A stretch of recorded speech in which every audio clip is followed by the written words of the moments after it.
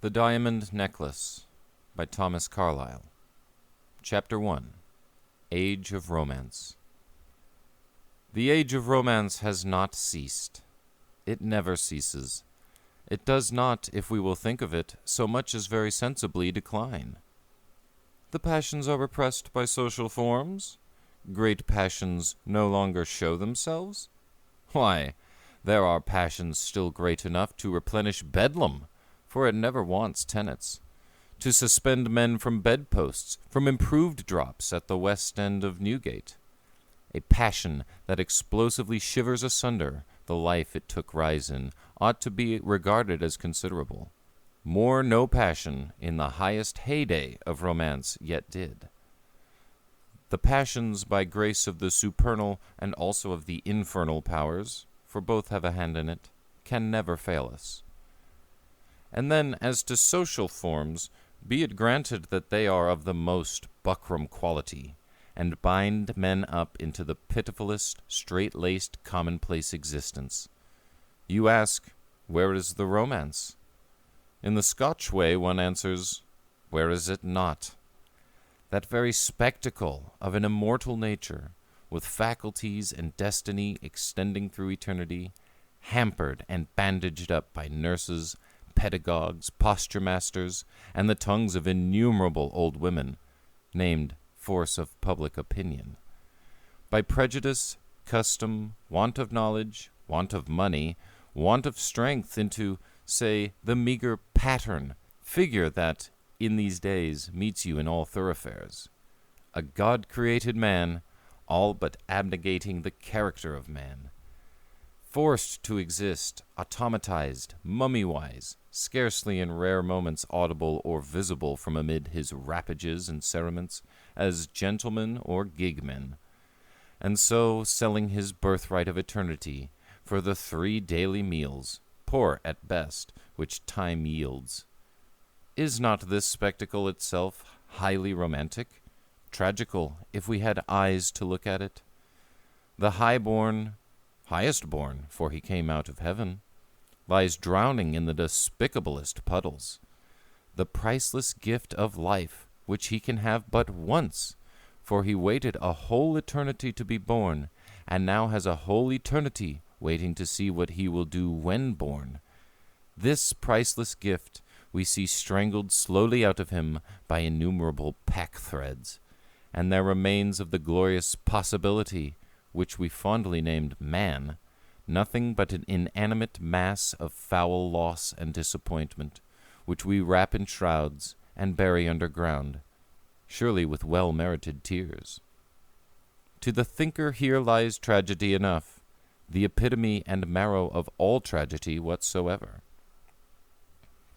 But so few are thinkers. Ay, reader, so few think. There is the rub. Not one in the 1,000 has the smallest turn for thinking, only for passive dreaming and hearsaying, with active babbling by rote. Of the eyes that men do glare withal, so few can see. Thus is the world become such a fearful, confused treadmill, and each man's task has got entangled in his neighbor's, and pulls it awry. And the spirit of blindness, falsehood, and distraction, justly named the devil, continually maintains himself among us, and even hopes, were it not for the opposition, which by God's grace will also maintain itself, to become supreme. Thus, too, among other things, has the romance of life gone wholly out of sight, and all history, degenerating into empty invoice lists of pitched battles and changes of ministry, or still worse, into constitutional history, or philosophy of history, or philosophy teaching by experience, is become dead, as the almanacs of other years. To which species of composition, indeed, it bears in several points of view no inconsiderable affinity. Of all that blinds and shut up men's vision, says one, the worst is self. How true! How doubly true, if self, assuming her cunningest yet miserablest disguise, come on us in never-ceasing, all-obscuring reflexes from the innumerable selves of others. Not as pride, not even as real hunger, but only as vanity and the shadow of an imaginary hunger for applause, under the name of what we call respectability. Alas now for our historian, to his other spiritual deadness, which, however, so long as he physically breathes, cannot be considered complete. This sad new magic influence is added. Henceforth his histories must be all screwed up into the dignity of history.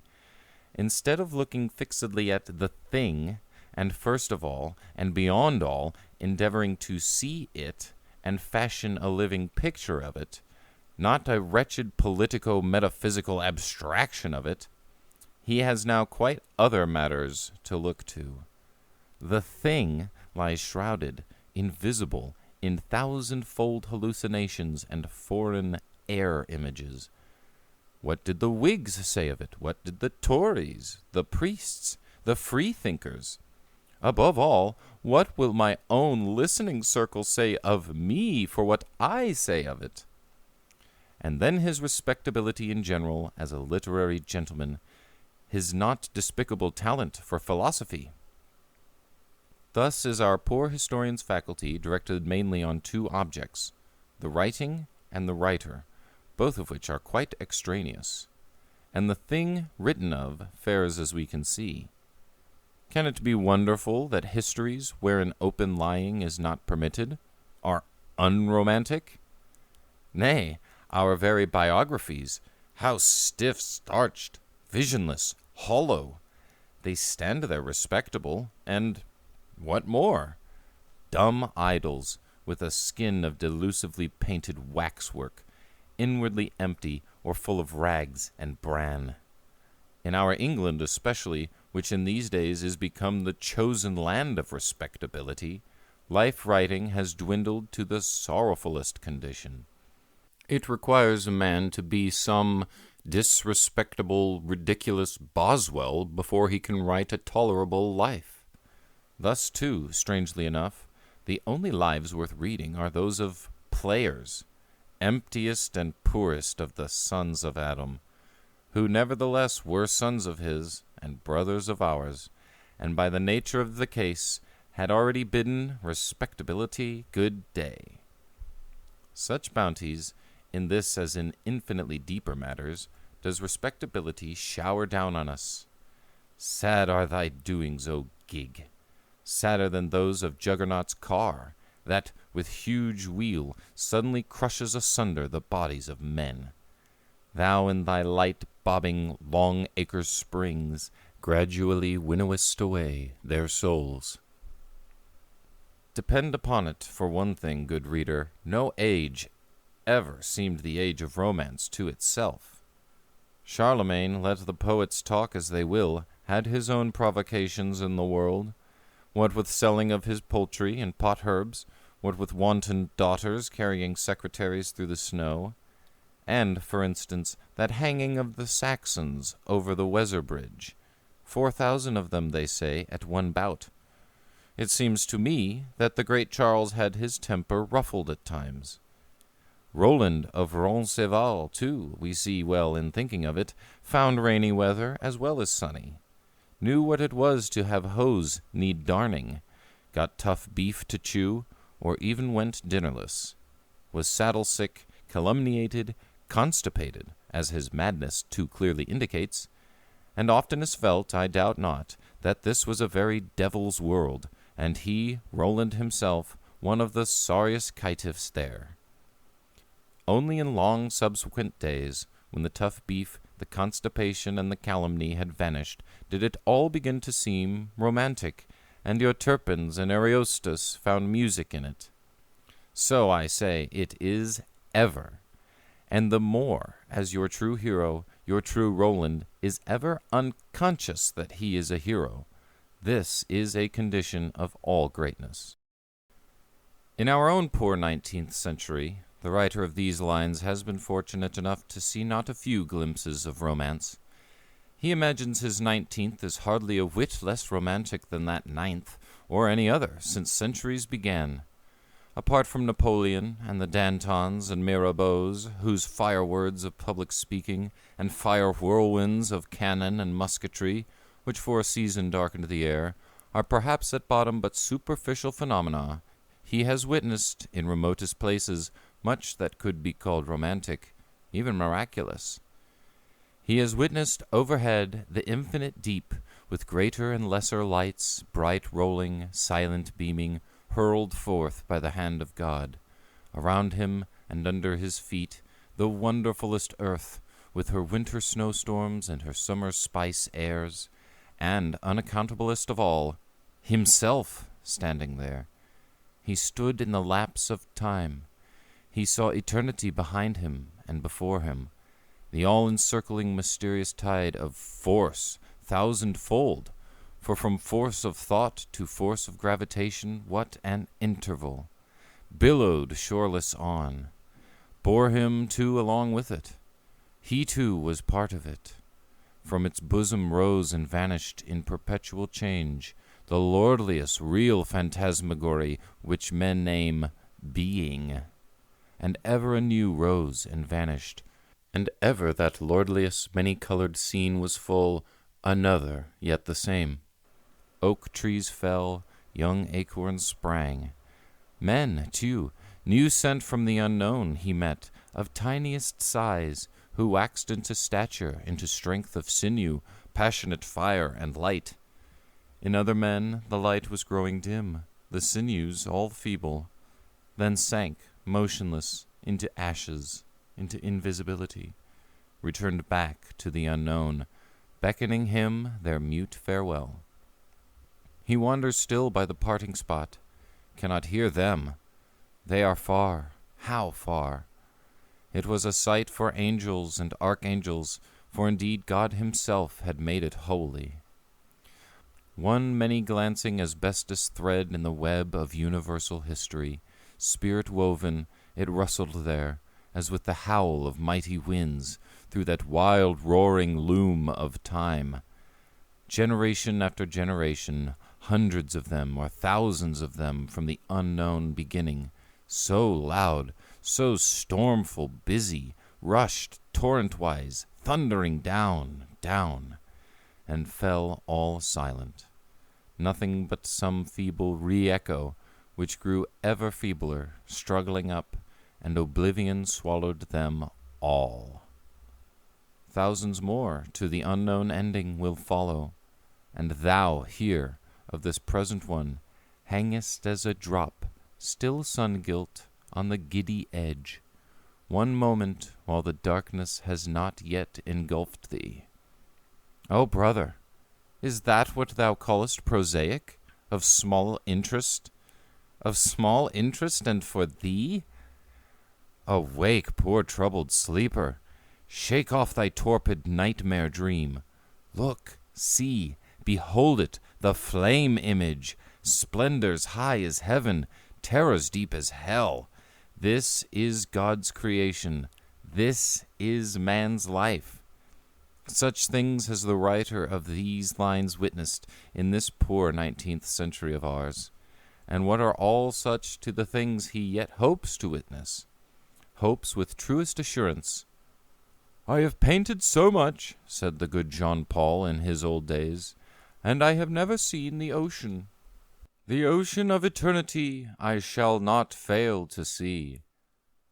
Such being the intrinsic quality of this time, and of all time whatsoever, might not the poet who chanced to walk through it find objects enough to paint? What object soever he fixed on, were it the meanest of the mean, let him but paint it in its actual truth, as it swims there in such environment, world old, yet new and never ending, an indestructible portion of the miraculous all. His picture of it were a poem. How much more if the object fixed on were not mean, but one already wonderful, the mystic actual truth of which, if it lay not on the surface, yet shone through the surface, and invited even prosaists to search for it. The present writer, who unhappily belongs to that class, has nevertheless a firmer and firmer persuasion of two things. First, as was seen, that romance exists. Secondly, that now and formerly and evermore it exists, strictly speaking, in reality alone. The thing that is. What can be so wonderful? What, especially to us that are, can have such significance? Study reality, he is ever and anon saying to himself. Search out deeper and deeper its quiet, endless mystery. See it, know it. Then, whether thou wouldst learn from it, and again teach, or weep over it, or laugh over it, or love it, or despise it, or in any way relate thyself to it, thou hast the firmest enduring basis. That hieroglyphic page is one thou canst read on forever, find new meaning in forever. Finally, and in a word, do not the critics teach us, in whatsoever thing thou hast thyself felt interest, in that or in nothing hope to inspire others with interest? In partial obedience to all which, and to many other principles, shall the following small romance of the diamond necklace begin to come together. A small romance, let the reader again and again assure himself, which is no brain-web of mine, or of any other foolish man's, but a fraction of that mystic, spirit-woven web from the loom of time spoken of above. It is an actual transaction that happened in this earth of ours, wherewith our whole business, as already urged, is to paint it truly. For the rest, an earnest inspection, faithful endeavor has not been wanting on our part, nor, singular as it may seem, the strictest regard to chronology, geography, or rather in this case, topography, documentary evidence, and what else true historical research would yield. Were there but on the reader's part a kindred openness, a kindred spirit of endeavor, beshown strongly on both sides by such united twofold philosophy, this poor opaque intrigue of the diamond necklace might become quite translucent between us, transfigured, lifted up into the serene of universal history, and might hang there like the smallest diamond constellation, visible without telescope, so long as it could. End of Chapter 1. Chapter 2. The Necklace is Made. Herr, or as he is now called, Monsieur Boehmer, to all appearance wanted not that last infirmity of noble and ignoble minds, a love of fame. He was destined also to be famous more than enough. His outlooks into the world were rather of a smiling character. He has long since exchanged his guttural speech, as far as possible, for a nasal one, his rustic Saxon fatherland for a polished city of Paris, and thriven there. United in partnership with worthy Monsieur Bassange, a sound practical man skilled in the valuation of all precious stones, in the management of workmen, in the judgment of their work, he already sees himself among the highest of his guild, nay, rather the very highest, for he has secured, by purchase and hard money paid, the title of King's Jeweler, and can enter the court itself, leaving all other jewelers, and even innumerable gentlemen, gigmen, and small nobility, to languish in the vestibule.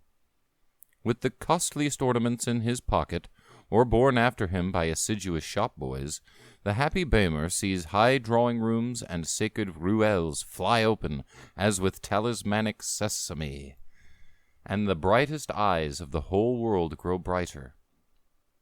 To him alone of men the unapproachable reveals herself in mysterious negligee, taking and giving counsel. Do not, on all gala days and gala nights, his works praise him? On the gorgeous robes of state, on court dresses and lords' stars, on the diadem of royalty. Better still, on the swan neck of beauty and her queenly garniture, from plume-bearing aigrette to shoe-buckle on fairy slipper. That binding play of colors is Baumer's doing. He is joaillier bijoutier de la reine. Could the man but have been content with it? He could not. Icarus-like, he must mount too high, have his wax wings melted, and descend prostrate amid a cloud of vain goose-quills. One day, a fatal day, of some year probably among the 70s of last century, it struck Baumer, why should not I, who, as most Christian kings' jeweler, am properly first jeweler of the universe, make a jewel which the universe has not matched? Nothing can prevent thee, Baumer, if thou have the skill to do it. Skill or no skill, answers he, I have the ambition. My jewel, if not the beautifulest, shall be the dearest. Thus was the diamond necklace determined on. Did worthy Bassange give a willing or a reluctant consent? In any case, he consents and cooperates. Plans are sketched, consultations held, stucco models made. By money or credit, the costliest diamonds come in. Cunning craftsmen cut them, set them. Proud Baumer sees the work go prosperously on. Proud man! Behold him on a morning after breakfast. He has stepped down to the innermost workshop before sallying out, stands there with his laced three-cornered hat, cane under arm, drawing on his gloves. With nod, with nasal guttural word, he gives judicious confirmation, judicious abnegation, censure, and approval. A still joy is dawning over that bland, blonde face of his. He can think, while in many a sacred boudoir he visits the unapproachable, that an opus magnum of which the world wotteth not is progressing. At length comes a morning when care has terminated, and joy can not only dawn but shine. The necklace, which shall be famous and world-famous, is made. Made, we call it, in conformity with common speech, but properly it was not made, only with more or less spirit of method, arranged and agglomerated. What spirit of method lay in it might be made, nothing more. But to tell the various histories of those various diamonds, from the first making of them, or even omitting all the rest, from the first digging of them in the far Indian mines, how they lay for uncounted ages and aeons under the uproar and splashing of such Deucalion deluges and Hutton explosions with steam enough and Werner submersions, silently embedded in the rock, did, nevertheless, when their hour came, emerge from it, and first beheld the glorious sun smile on them, and with their many-colored glances smile back on him. How they served next, let us say, as eyes of heathen idols, and received worship. How they had then, by fortune of war or theft, been knocked out, and exchanged among camp sutlers for a little spirituous liquor, and bought by Jews, and worn as signets on the fingers of tawny or white majesties, and again been lost, with the fingers too, and perhaps life, as by Charles the Rash among the mud ditches of Nancy, in old forgotten glorious victories. And so, through innumerable varieties of fortune, had come at last to the cutting-wheel of Baumer, to be united in strange fellowship with comrades also blown together from all ends of the earth, each with a history of its own. Could these aged stones, the youngest of them 6,000 years of age and upwards, have spoken? There were an experience for philosophy to teach by. But now, as was said, by little caps of gold and daintiest rings of the same, they are all being, so to speak, enlisted under Baumer's flag, made to take rank and file in new order, no jewel asking his neighbor whence he came, and parade there for a season only, and then to disperse and enlist anew ad infinitum. In such inexplicable wise are jewels, and men also, and indeed all earthly things, jumbled together and asunder, and shoveled and wafted to and fro in our inexplicable chaos of a world. This was what Böhmer called making his necklace. So, in fact, do other men speak, and with even less reason. How many men, for example, hast thou heard talk of making money? Of making, say, 1.5 million of money?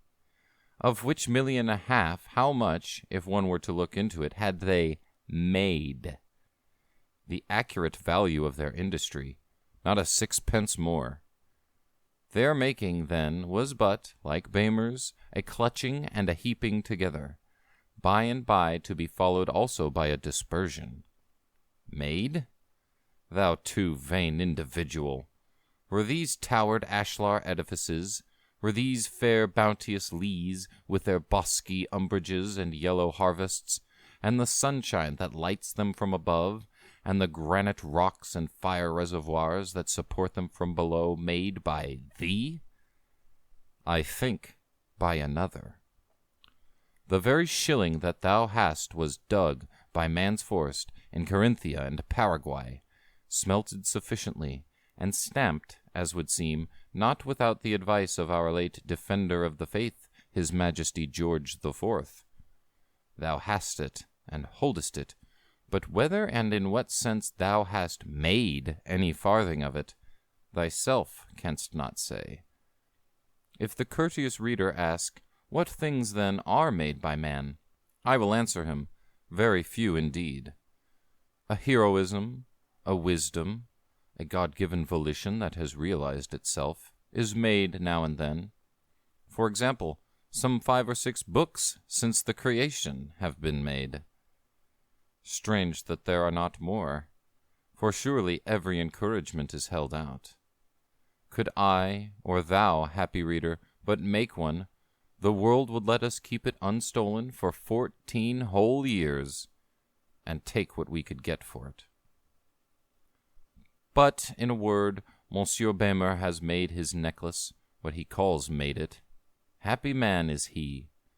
From a drawing, as large as reality, kindly furnished by Taunet, print-seller of the Rue d'Enfer, and again in late years by the Abbé Georgel, in the 2nd volume of his Memoirs, curious readers can still fancy to themselves what a princely ornament it was. A row of 17 glorious diamonds, almost as large as filberts, encircle, not too tightly, the neck a first time. Looser, gracefully fastened thrice to these, a 3-wreathed festoon, and pendants enough, simple pear-shaped, multiple star-shaped, or clustering amorphous, encircle it, and wreath it a 2nd time. Loosest of all, softly flowing round from behind, in priceless catenary, rush down 2 broad 3-fold rows, seem to knot themselves round a very queen of diamonds on the bosom, then rush on, again separated, as if there were length in plenty. The very tassels of them were a fortune for some men. And now, lastly, 2 other inexpressible 3-fold rows, also with their tassels, will, when the necklace is on and clasped, unite themselves behind into a doubly inexpressible 6-fold row, and so stream down, together or asunder, over the hind neck. We may fancy like lambent zodiacal or aurora borealis fire. All these on a neck of snow slight tinged with rose bloom, and within it royal life.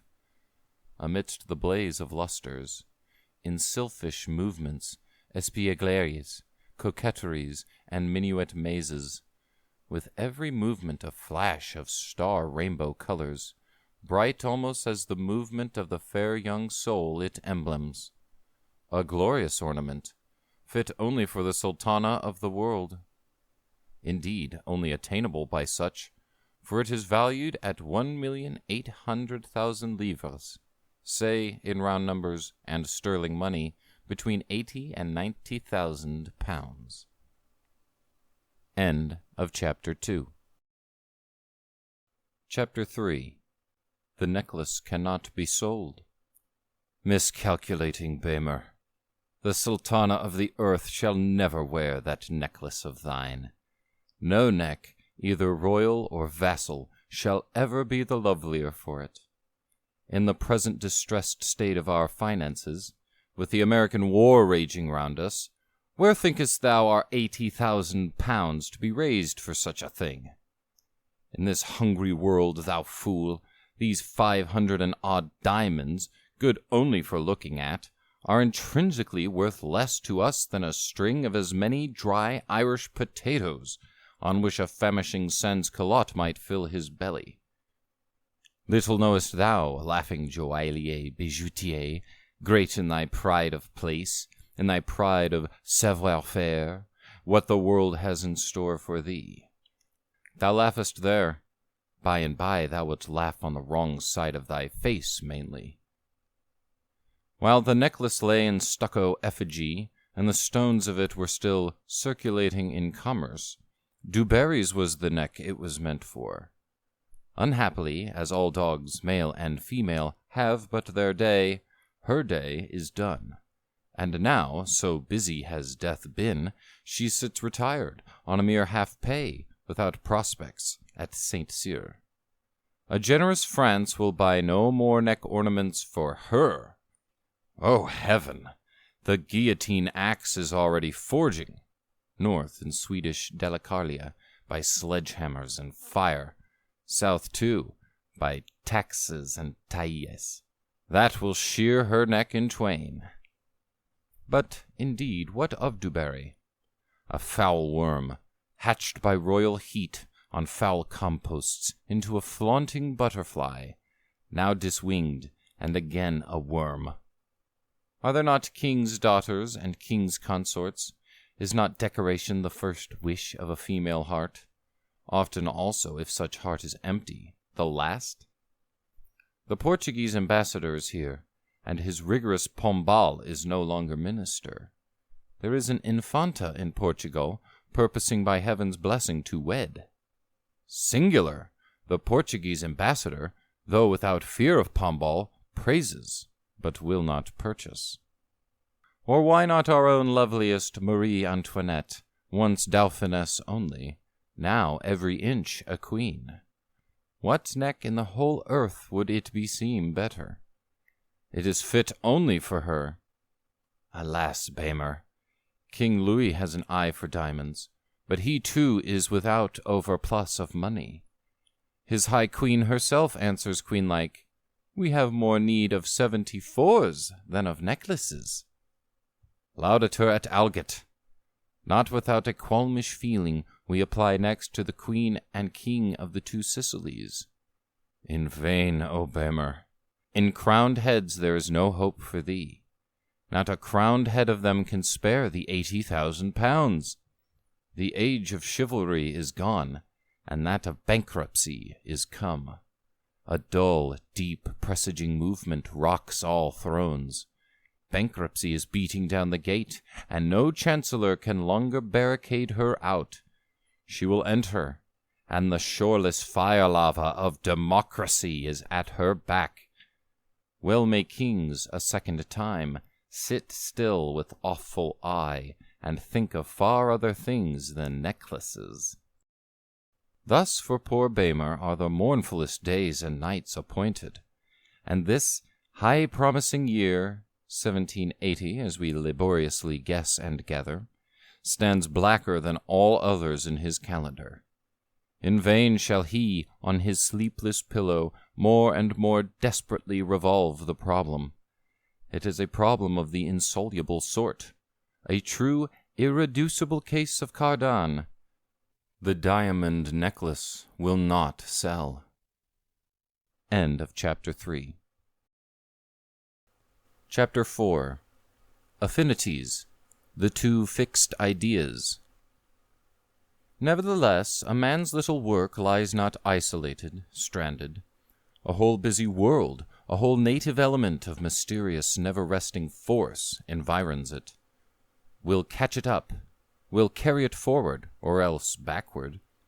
Always, infallibly, either as living growth, or at worst as well-rotted manure, the thing done will come to use. Often, accordingly, for a man that had finished any little work, this were the most interesting question. In such a boundless whirl of a world, what hook will it be, and what hooks that shall catch up this little work of mine, and whirl it also through such a dance? A question, we need not say, which, in the simplest of cases, would bring the whole Royal Society to a nonplus. Good Corsican Letitia, while thou nursest thy little Napoleon, and he answers thy mother's smile with those deep eyes of his, a world-famous French Revolution, with federations of the Champ de Mars, and September massacres, and baker's customers en queue, is getting ready.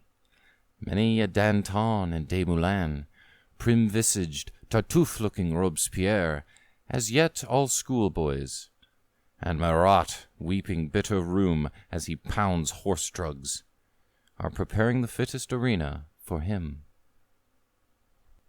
Thus, too, while poor Bamer is busy with those diamonds of his, picking them out of commerce, and his craftsmen are grinding and setting them, a certain ecclesiastical coadjutor and grand almoner and prospective commendator and cardinal is in Austria, hunting and giving suppers, for whom mainly it is that Bamer and his craftsmen so employ themselves.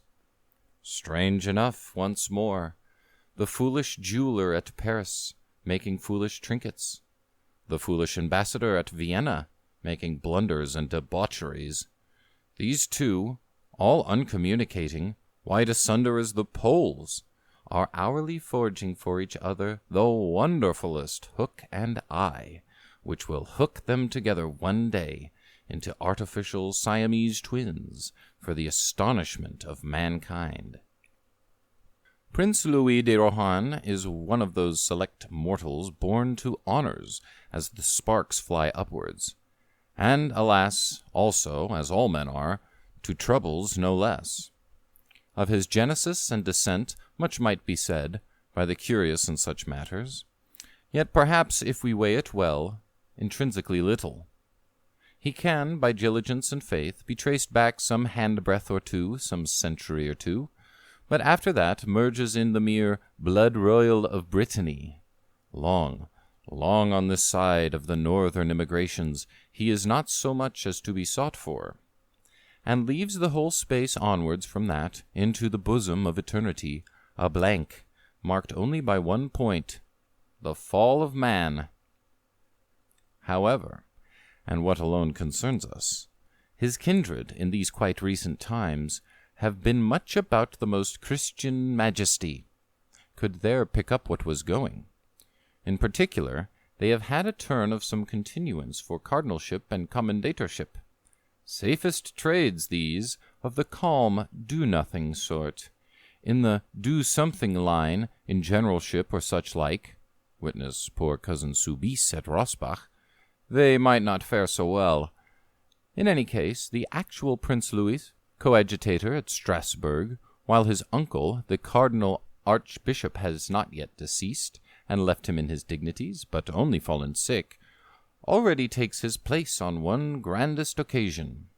He, thrice happy coadjutor, receives the fair, young, trembling Dauphiness, Marie Antoinette, on her first entrance into France, and can there, as ceremonial fugleman, with fit bearing and semblance, being a tall man of 36, do the needful. Of his other performances up to this date, a refined history had rather say nothing. In fact, if the tolerating mind will meditate it with any sympathy, what could poor Rohan perform? Performing needs light, needs strength, and a firm, clear footing, all of which had been denied him. Nourished from birth with the choicest physical spoon-meat, indeed, yet also with no better spiritual doctrine and evangel of life than a French court of Louis the Well-Beloved could yield. Gifted, moreover, and this too was but a new perplexity for him, with shrewdness enough to see through much, with vigor enough to despise much. Unhappily, not with vigor enough to spurn it from him, and be forever enfranchised of it. He awakes at man's stature with man's wild desires, in a world of the merest incoherent lies and delirium, himself a nameless mass of delirious incoherences, covered over at most and held in a little by conventional politesse and a cloak of prospective cardinal's plush. Are not intrigues, might Rohan say, the industry of this our universe? Nay, is not the universe itself at bottom properly an intrigue? A most Christian majesty in the Pakosils, he, thou seest, is the god of this lower world. In the fight of life, our war banner and celestial Antutonica is a strumpet's petticoat. These are thy gods, O France. What in such singular circumstances could poor Rohan's creed and world theory be that he should perform thereby?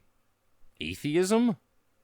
Alas, no, not even atheism, only Machiavellism, and the indestructible faith that ginger is hot in the mouth.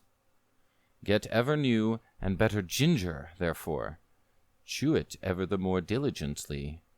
'Tis all thou hast to look to, and that only for a day. Ginger enough, poor Louis de Rohan. Too much of ginger.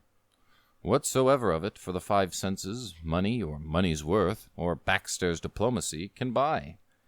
Nay, for the 6th sense, too, the far spicier ginger, antecedents of thy fellow creatures, merited, at least, by infinitely finer housing than theirs. Coadjutor of Strasbourg, Archbishop of Strasbourg, Grand Almoner of France, Commander of the Order of the Holy Ghost, Cardinal, Commendator of St. Vas de Arras, one of the fattest benefices here below. All these shall be housings for Monseigneur. To all these shall his Jesuit nursing mother, our Vulpine Abbé Georgel, through fair court weather and through foul, triumphantly bear him, and wrap him with them, fat, somnolent nursling as he is. By the way, a most assiduous, ever-wakeful abbé is this Georgel, and holy Monseigneur's. He has scouts dim flying, far out in the great deep of the world's business, has spider threads that overnet the whole world. Himself sits in the center, ready to run. In vain shall king and queen combine against Monseigneur. I was at Monsieur de Maurepas' pillow before 6, persuasively wagging my sleek coif, and the sleek Reynard head under it. I managed it all for him. Here, too, on occasion of Reynard Georgel, we could not but reflect what a singular species of creature your Jesuit must have been. Outwardly, you would say, a man, the smooth semblance of a man. Inwardly, to the center, filled with stone. Yet in all breathing things, even in stone Jesuits, are inscrutable sympathies. How else does a Reynard Abbé so loyally give himself, soul and body, to a somnolent Monseigneur? How else does the poor tit, to the neglect of its own eggs and interests, nurse up a huge lumbering cuckoo, and think it pains all paid, if the soot-brown stupidity will merely grow bigger and bigger? Enough by Jesuitic or other means, Prince Louis de Rohan shall be passively kneaded and baked into commendator of St. Vast and much else, and truly such a commendator as hardly, since King Thierry, first of the Fenians, founded that establishment, has played his part there. Such, however, have nature and art combined together to make Prince Louis, a figure thrice clothed with honors, with plush and civic and ecclesiastic garniture of all kinds, but in itself little other than an amorphous congeries of contradictions, somnolence and violence, foul passions and foul habits. It is by his plush cloaks and wrappages mainly, as above hinted, that such a figure sticks together, what we call coheres in any measure. Were it not for these, he would flow out boundlessly on all sides. Conceive him farther with a kind of radical vigor and fire, for he can see clearly at times and speak fiercely. Yet left in this way to stagnate and ferment and lie overlaid with such floods of fat material, have we not a true image of the shamefullest mud volcano, gurgling and sluttishly simmering amid continual steamy indistinctness, except, as was hinted, in wind gusts, with occasional terrifico absurd mud explosions? This, garnish it and fringe it never so handsomely, is, alas, the intrinsic character of Prince Louis. A shameful spectacle, such, however, as the world has beheld many times, as it were to be wished, but is not yet to be hoped, the world might behold no more.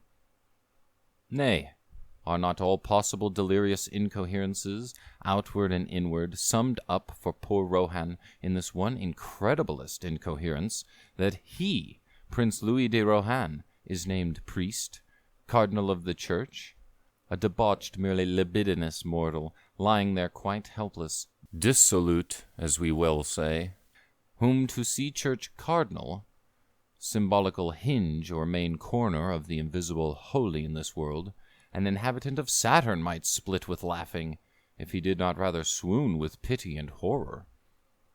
Prince Louis, as ceremonial fugleman at Strasbourg, might have hoped to make some way with the fair young Dauphiness, but seems not to have made any. Perhaps in those great days, so trying for a 15 years' bride and Dauphiness, the fair Antoinette was too preoccupied. Perhaps in the very face and looks of prospective Cardinal Prince Louis, her fair young soul read, all unconsciously, an incoherent roueism, bottomless mud volcanoism, from which she, by instinct, rather recoiled.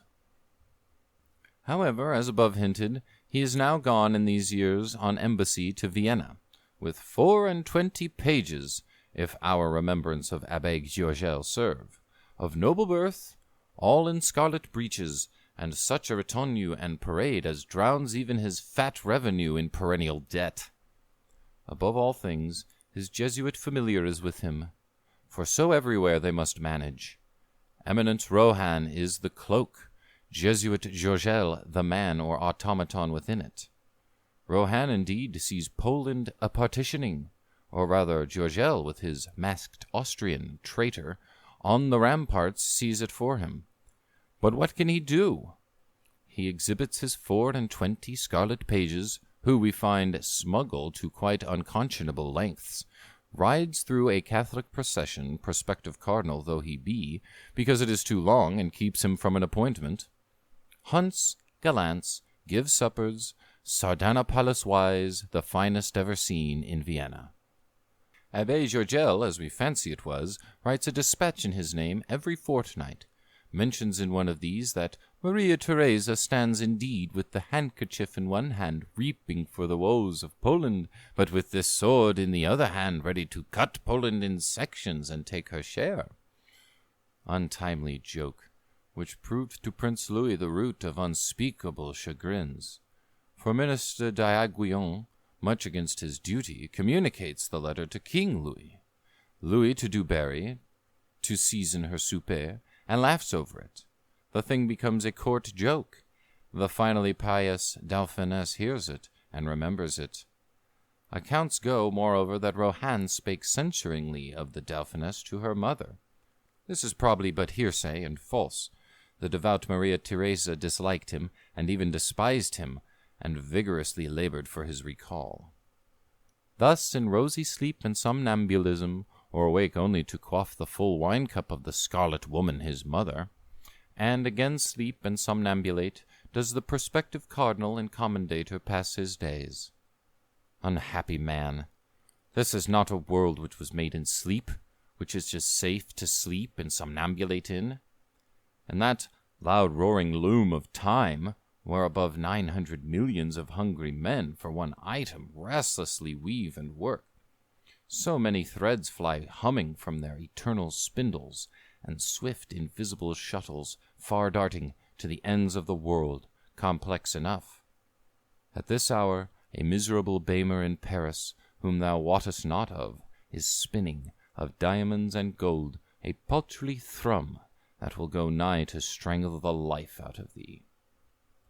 Meanwhile, Louis the Well-Beloved has left forever his parc aux cerfs, and amid the scarce suppressed hootings of the world, taken up his last lodging at Saint-Denis. Feeling that it was all over, for the smallpox has the victory, and even Dubarry is off, he, as the Abbé Georgel records, made the amende honorable to God. These are his reverence's own words. Had a true repentance of 3 days' standing, and so, continues the Abbé, fell asleep in the Lord. Asleep in the Lord, Monsieur l'Abbé. If such a mass of laziness and lust fell asleep in the Lord, who, fanciest thou, is it that falls asleep elsewhere? Enough that he did fall asleep, that thick-wrapped in the blanket of night, under what keeping we ask not. He never through endless time can, for his own or our sins insult the face of the sun any more. And so now we go onward, if not to less degrees of beastliness, yet at least and worst to cheering varieties of it. Louis XVI therefore reigns, and, under the Sieur Gamin, makes locks. His fair Dauphiness has become a queen. Eminence Rohan is home from Vienna to condole and to congratulate. He bears a letter from Maria Theresa, hopes the queen will not forget old ceremonial fuglemen and friends of the Dauphiness. Heaven and earth! The Dauphiness queen will not see him. Orders the letter to be sent her. The king himself signifies briefly that he will be asked for when wanted. Alas! At court our motion is the delicatest, unsurest. We go spinning, as it were, on teetotums by the edges of bottomless deeps. Rest is fall, so is one false whirl. A moment ago Eminence Rohan seemed waltzing with the best, but, behold, his teetotum has carried him over. There is an inversion of the center of gravity, and so now, heels uppermost, velocity increasing as the time, space as the square of the time, he rushes. On a man of poor Rohan's somnolence and violence, the sympathizing mind can estimate what the effect was. Consternation, stupefaction, the total jumble of blood, brains, and nervous spirit. In ear and heart, only universal hubbub and louder singing of the agitated air. A fall comparable to that of Satan. Men have indeed been driven from court, and borne it according to ability. Choiseul, in these very years, retired Parthian-like, with a smile or scowl, and drew half the court host along with him.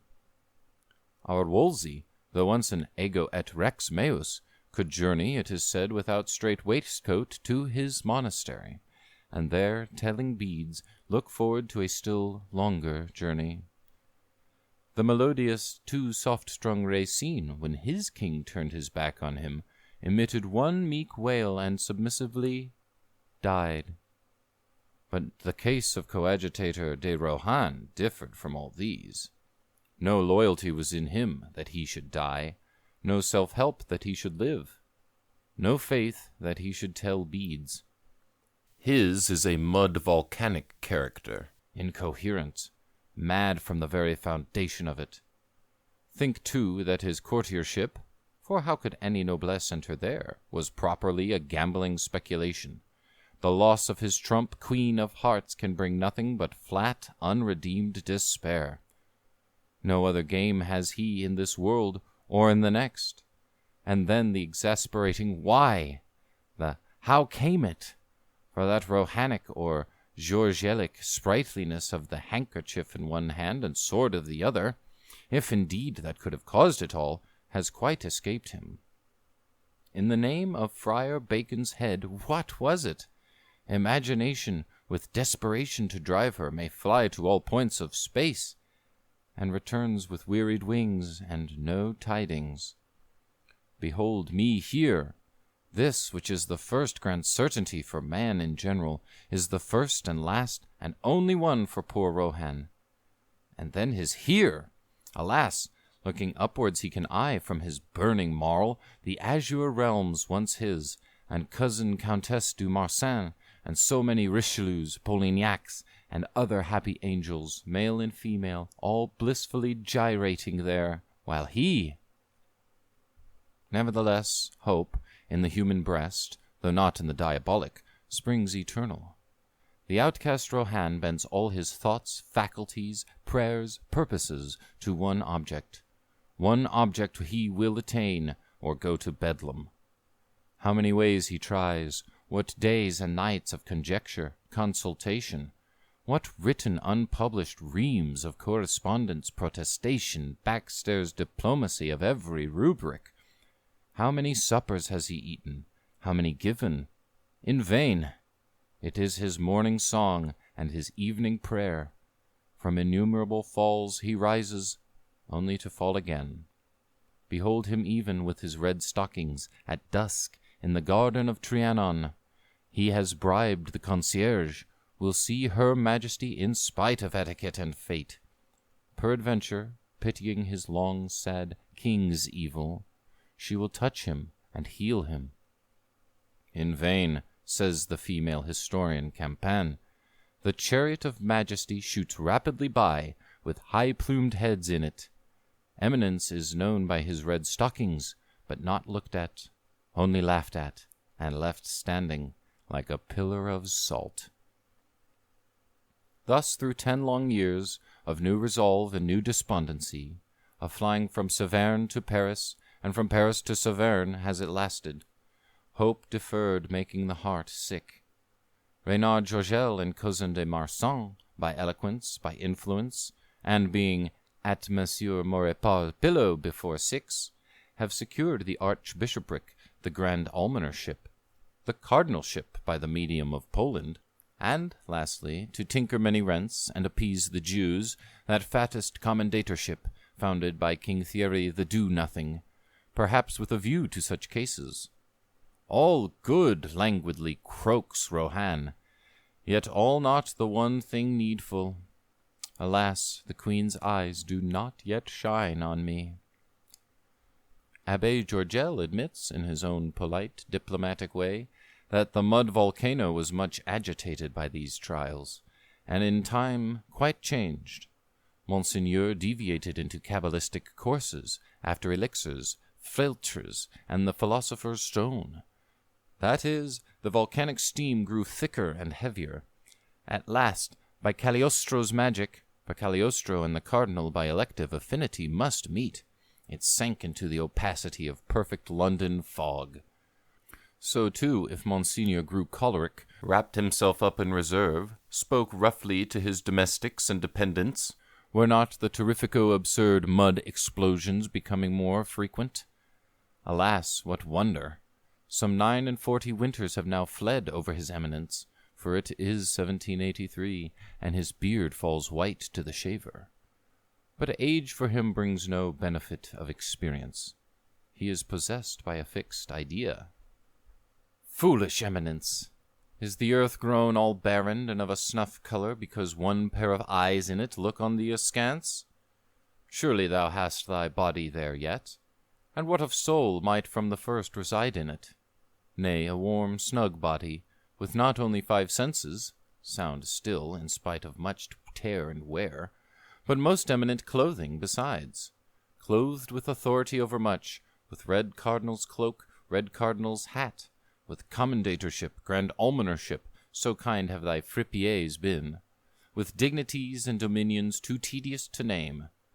The stars rise nightly, with tidings, for thee too, if thou wilt listen, from the infinite blue, sun and moon being vicissitudes of season, dressing green, with flower borderings and cloth of gold, this ancient ever-young earth of ours, and filling her breasts with all-nourishing mother's milk.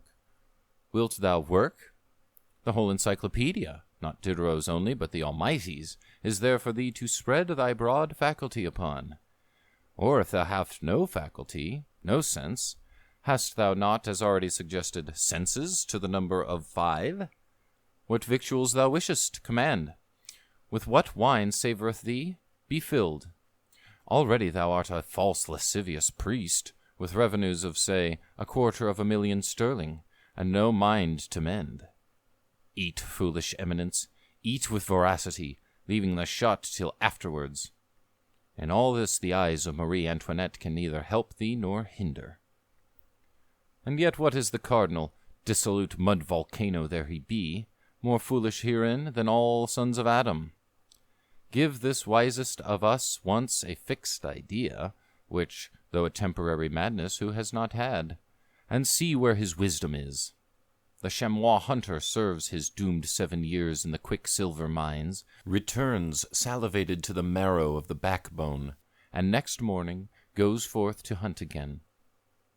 Behold, Cardalion, king of urinals, with a woeful ballad to his mistress's eyebrow.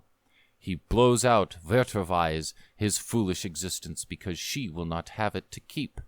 Heeds not that there are some 500 millions of other mistresses in this noble planet, most likely much such as she. O foolish men! They sell their inheritance as their mother did hers, though it is paradise for a crochet.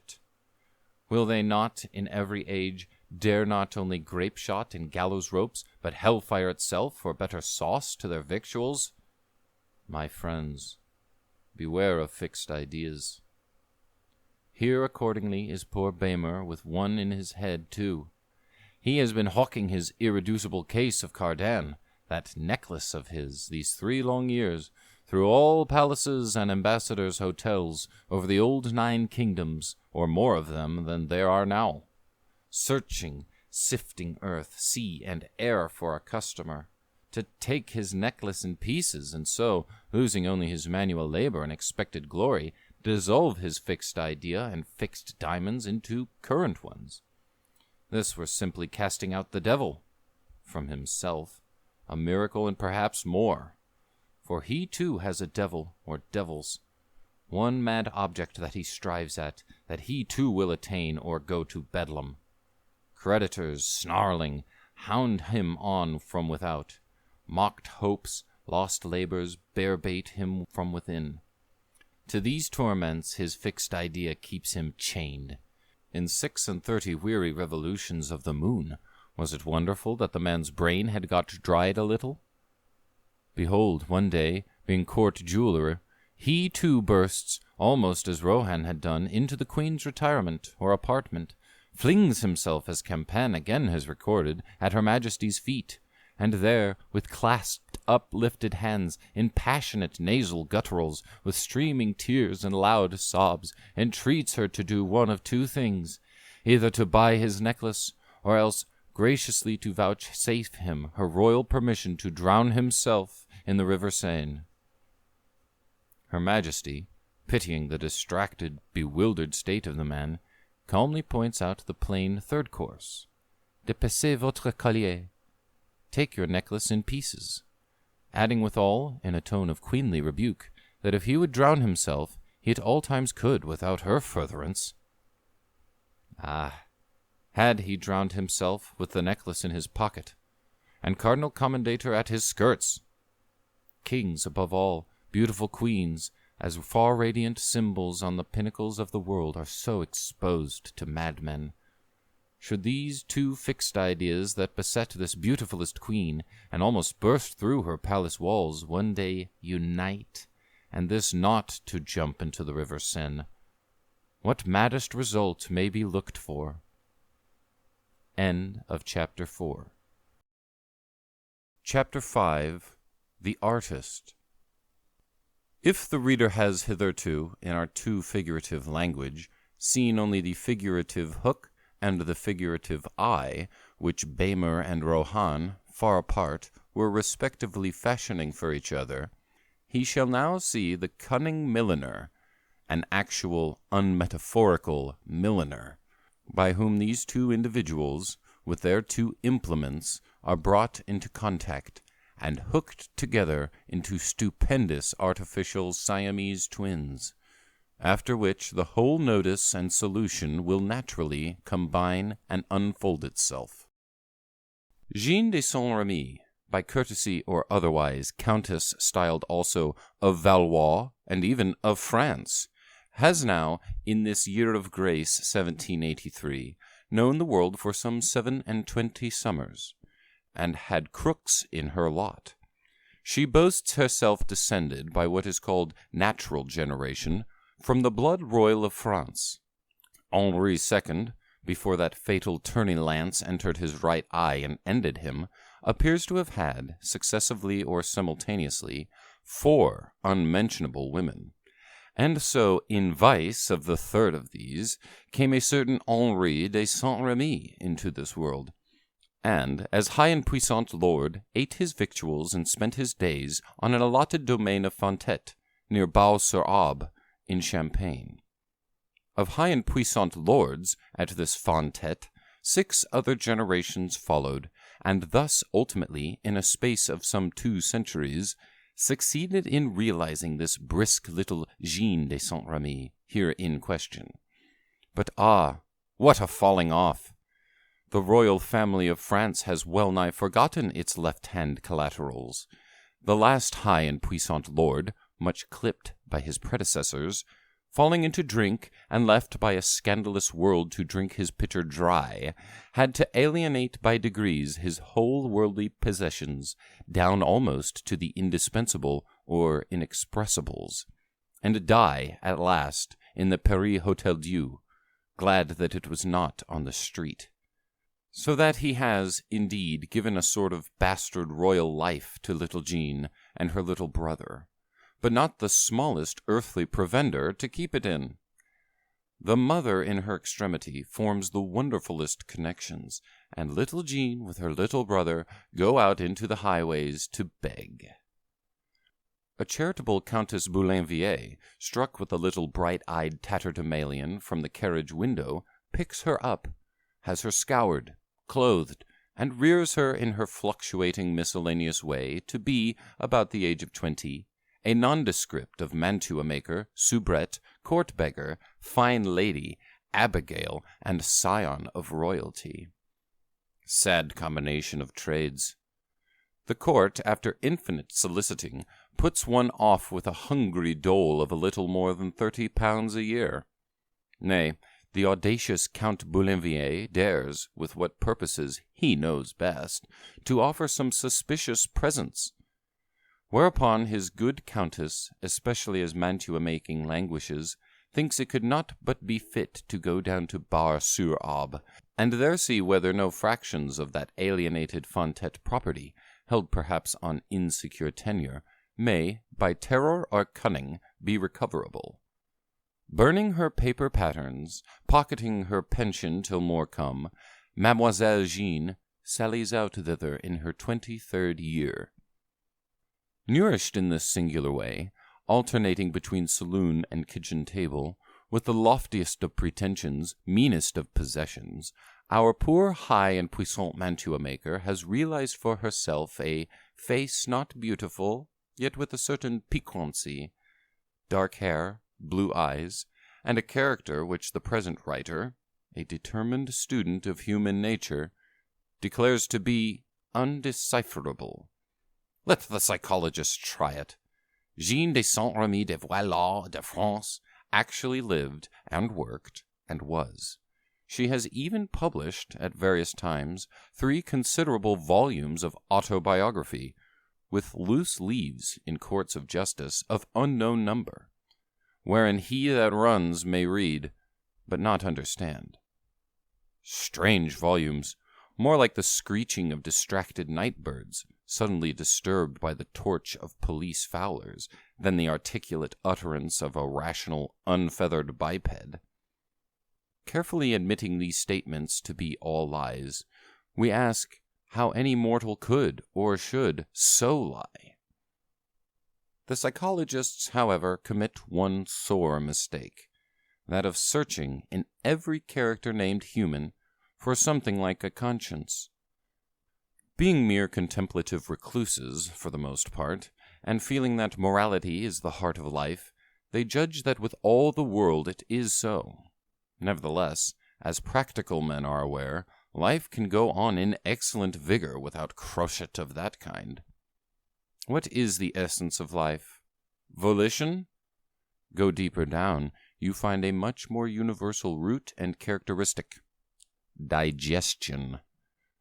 While digestion lasts, life cannot, in philosophical language, be said to be extinct, and digestion will give rise to volitions enough, at any rate, to desires and attempts which may pass for such.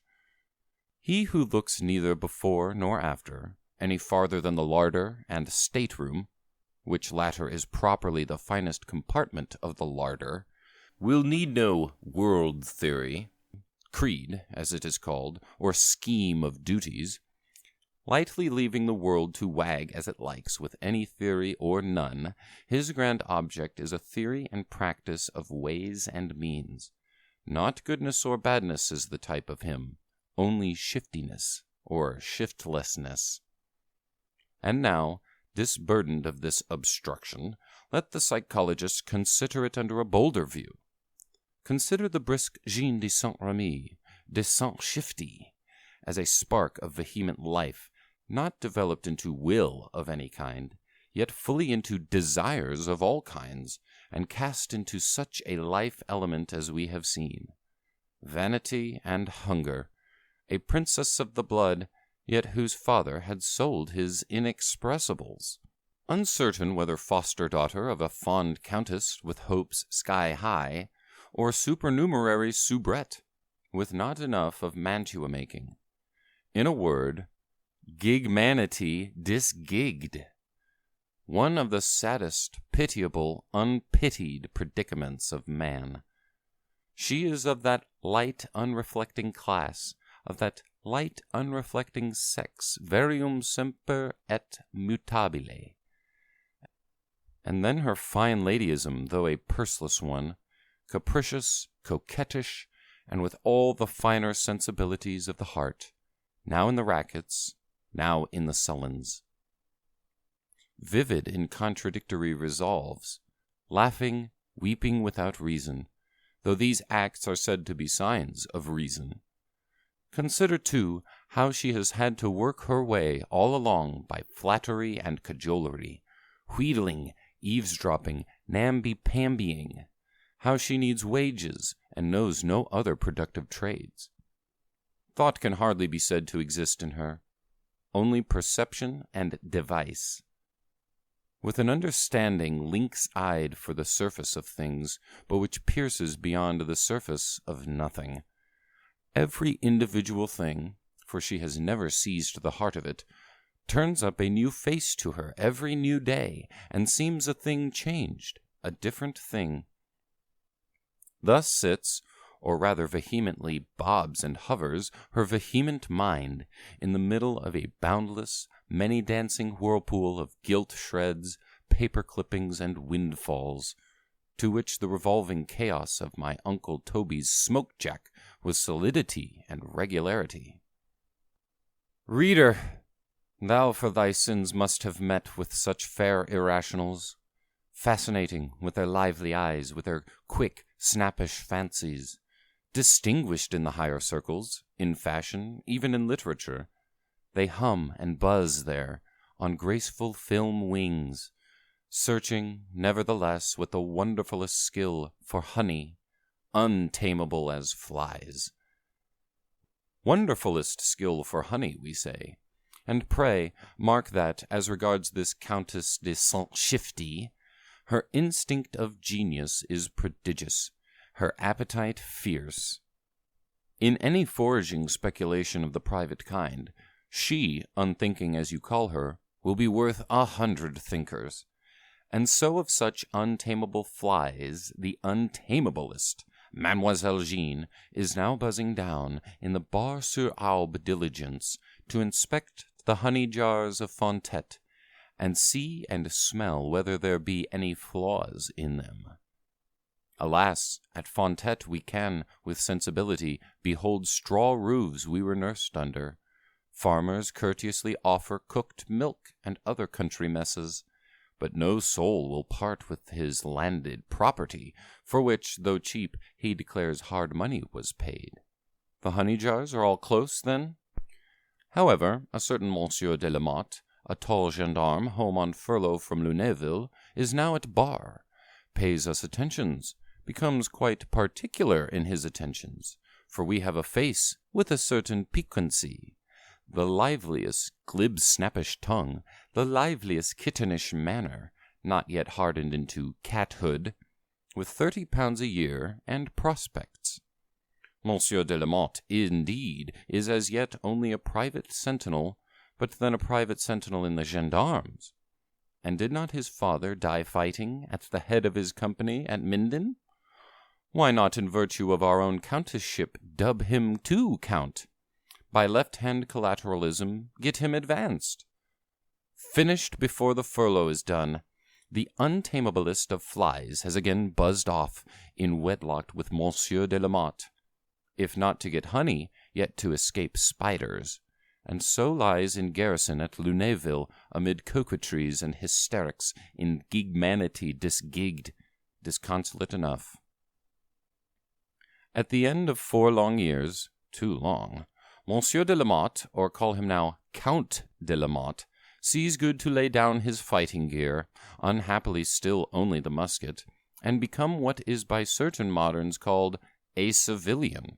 Not a civil law doctor, merely a citizen, one who does not live by being killed. Alas, cold eclipse has all along hung over the Lamotte household.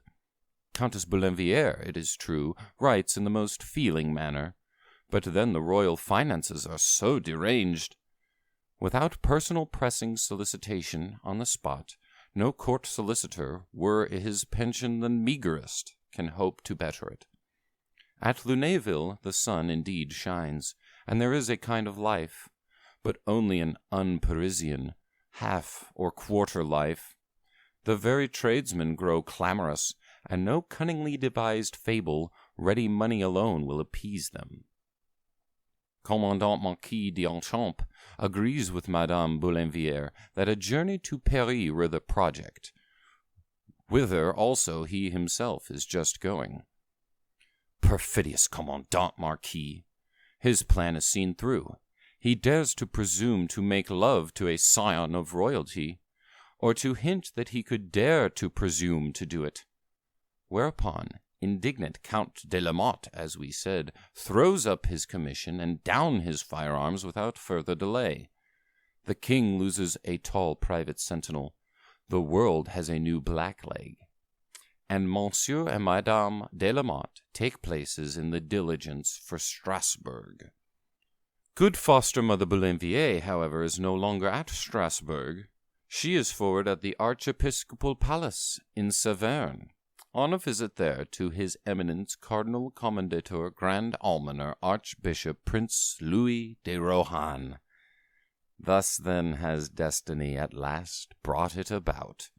Thus, after long wanderings, on paths so far separate, has the time come in this late year 1783, when, of all the 900 millions of the earth's denizens, these pre-appointed 2 behold each other. The foolish cardinal, since no sublunary means, not even bribing of the Trianon concierge will serve, has taken to the superlunary. He is here, with his fixed idea and volcanic vaporosity darkening, under Cagliostro's management, into thicker and thicker opaque of the black art itself. To the glance of hungry genius, Cardinal and Cagliostro could not but have meaning. A flush of astonishment, a sigh over boundless wealth, for the mountains of debt lie invisible, in the hands of boundless stupidity, some vague looming of indefinite hope. All this one can well fancy. But alas, what to a high plush cardinal is a now insolvent scion of royalty, though with a face of some piquancy? The good foster-mother's visit, in any case, can last but 3 days. Then, amid old namby-pambyings, with effusions of the nobler sensibilities and tears of pity, at least for oneself, Countess de Lamotte and husband must off with her to Paris and new possibilities at court. Only when the sky again darkens can this vague looming from Saverne look out, by fits, as a cheering weather sign. End of Chapter 5. Chapter 6. will the two fixed ideas unite? However, the sky, according to custom, is not long in darkening again. The king's finances, we repeat, are in so distracted a state. No d'Ormesson, no Joly de Fleury, wearied with milking the already dry, will increase that scandalous 30 pounds of a scion of royalty by a single doit. Calonne himself, who has a willing ear and an encouraging word for all mortals whatsoever, only with difficulty, and by aid of Madame of France, raises it to some still miserable 65. Worst of all, the good foster mother Boulainvilliers, in the few months, suddenly dies. The wretched widower, sitting there with his white handkerchief to receive condolences, with closed shutters, mortuary tapestries, and sepulchral cressets burning, which, however, the instant condolences are gone, he blows out to save oil, has the audacity again, amid crocodile tears, to drop hints. Nay, more, he, wretched man in all senses, abridges the Lamotte table, will besiege virtue both in the positive and negative way. The Lamottes, wintry as the world looks, cannot be gone too soon. As to Lamotte the husband, he, for shelter against much, decisively dives down to the subterranean shades of rascaldom, gambles, swindles, can hope to live miscellaneously, if not by the grace of God, yet by the oversight of the devil, for a time. Lamotte the wife also makes her packages, and waving the unseductive Count Boulainvilliers save all a disdainful farewell, removes to the Belle Image in Versailles, there within wind of court, in attic apartments, on poor water-gruel board, resolves to await what can betide. So much, in few months of this fateful year, 1783, has come and gone. Poor Jean de Saint-Remy de la Motte Valois, ex-mantua-maker, scion of royalty! What eye, looking into those bare attic apartments and water-gruel platters of the Belle Image, but must, in spite of itself, grow dim with almost a kind of tear for thee. There thou art, with thy quick lively glances, face of a certain piquancy, thy gossamer untamable character, snappish sallies, glib all-managing tongue, thy whole incarnated, garmented, and so sharply appetent spark of life, cast down alive into this world, without vote of thine, for the elective franchises have not yet got to that length, and wouldst so fain live there. Paying scot and lot, providing or fresh scouring silk court dresses, always keeping a gig, thou must hawk and shark to and fro, from anteroom to anteroom, become a kind of terror to all men in place, and women that influence such. Dance not light Ionic measures, but attendance merely. Have weepings, thanksgiving effusions, aulic, almost forensic eloquence. Perhaps eke out thy thin livelihood by some coquetries in the small way, and so, most poverty-stricken, cold-blighted, yet with young, keen blood struggling against it, spin forward thy unequal, feeble thread, which the Atropos scissors will soon clip.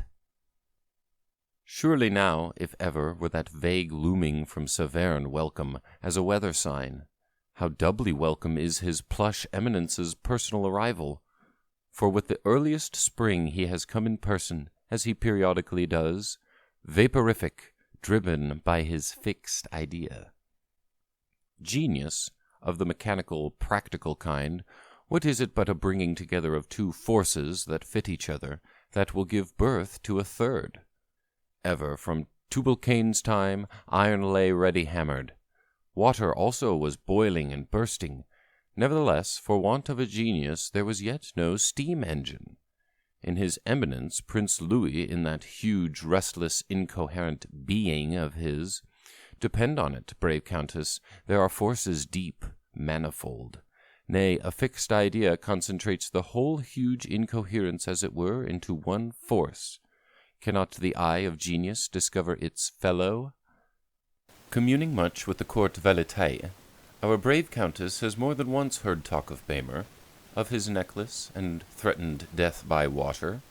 In the course of gossiping and tattling, this topic from time to time emerges, is commented upon with empty laughter, as if there lay no farther meaning in it. To the common eye there is indeed none, but to the eye of genius, in some moment of inspiration, the question rises on our brave Lamotte, were not this, of all extant forces, the cognate one that would unite with eminence Rohan's? Great moment, light beaming, fire flashing, like birth of Minerva, like all moments of creation. Fancy how pulse and breath flutter, almost stop in the greatness. The great, not divine idea, the great diabolic idea, is too big for her. Thought, how often must we repeat it, rules the world. Fire and, in a less degree, frost. Earth and sea, for what is your swiftest ship or steamship but a thought embodied in wood? Reformed parliaments, rise and ruin of nations, sale of diamonds, all things obey thought. Countess de Saint-Remy de Lamotte, by power of thought, is now a made woman. With force of genius she represses, crushes deep down her undivine idea, bends all her faculty to realize it. Prepare thyself, reader, for a series of the most surprising dramatic representations ever exhibited on any stage. We hear tell of dramatists and scenic illusion, how natural, how elusive it was. If the spectator for some half-moment can half-deceive himself into the belief that it was real, he departs doubly content. With all which, and much more of the like, I have no quarrel. But what must be thought of the female dramatist who, for 18 long months, can exhibit the beautifulest Fata Morgana to a plush cardinal, wide awake, with 50 years on his head, and so lap him in her scenic illusion that he never doubts but it is all firm earth, and the pasteboard coulisse trees are producing Hesperides apples? Could Madame Lamotte, then, have written a Hamlet? I conjecture not. More goes to the writing of a Hamlet than completest imitation of all characters and things in this earth. There goes, before and beyond all, the rarest understanding of these, insight into their hidden essences and harmonies. Erasmus's ape, as is known in literary history, sat by while its master was shaving, and imitated every point of the process, but its own foolish beard grew never the smoother. As in looking at a finished drama, it were nowise meet that the spectator first of all got behind the scenes and saw the burnt corks, brayed resin, thunder barrels, and withered hunger-bitten men and women of which such heroic work was made. So here with the reader. A peep into the side scenes shall be granted him from time to time, but on the whole repress, O reader, that too insatiable scientific curiosity of thine. Let thy aesthetic feeling first have play, and witness what a Prospero's grotto poor Eminence Rohan is led into, to be pleased he knows not why. Survey first what we might call the stage lights, orchestra, general structure of the theatre, mood and condition of the audience. The theatre is the world with its restless business and madness. Near at hand rise the royal domes of Versailles, mystery around them, and as background the memory of 1,000 years. By the side of the river Seine walks, haggard, wasted, a joaillier bijoutier de la Reine, with necklace in his pocket. The audience is a drunk Christopher Sly in the fittest humor. A fixed idea, driving him headlong over steep places, like that of the Gadarenes' swine, has produced a deceptibility as of desperation that will clutch at straws. Understand one other word. Cagliostro is prophesying to him. The quack of quacks has now for years had him in leading, transmitting predictions in cipher, questioning before hieroglyphic screens columns in a state of innocence for elixirs of life and philosopher's stone, unveiling in fuliginous clear obscure an imaginary majesty of nature. He isolates him more and more from all unpossessed men. Was it not enough that poor Rohan had become a dissolute, somnolent, violent, ever-vapory mud volcano, but black Egyptian magic must be laid on him? If perhaps, too, our Countess de la Motte, with her blandishments? For, though not beautiful, she has a certain piquancy, etc. Enough. His poor eminence sits in the fittest place, in the fittest mood, a newly awakened Christopher Sly, and with his small ale, too, beside him. Touch only the lights with fire-tipped rod, and let the orchestra, soft warbling, strike up their fa-ra-la-ra, fiddle-diddle-dee. End of Chapter 6. Chapter 7. Marie Antoinette. Such a soft warbling fa-ra-la-ra was it to his eminence when, in early January of the year 1784, our Countess first, mysteriously, and under seal of sworn secrecy, hinted to him that, with her winning tongue and great talent as anecdotic historian, she had worked a passage to the ear of Queen's Majesty itself. Gods! Dost thou bring with thee airs from heaven? Is thy face yet radiant with some reflex of that brightness beyond bright? Men with fixed idea are not as other men.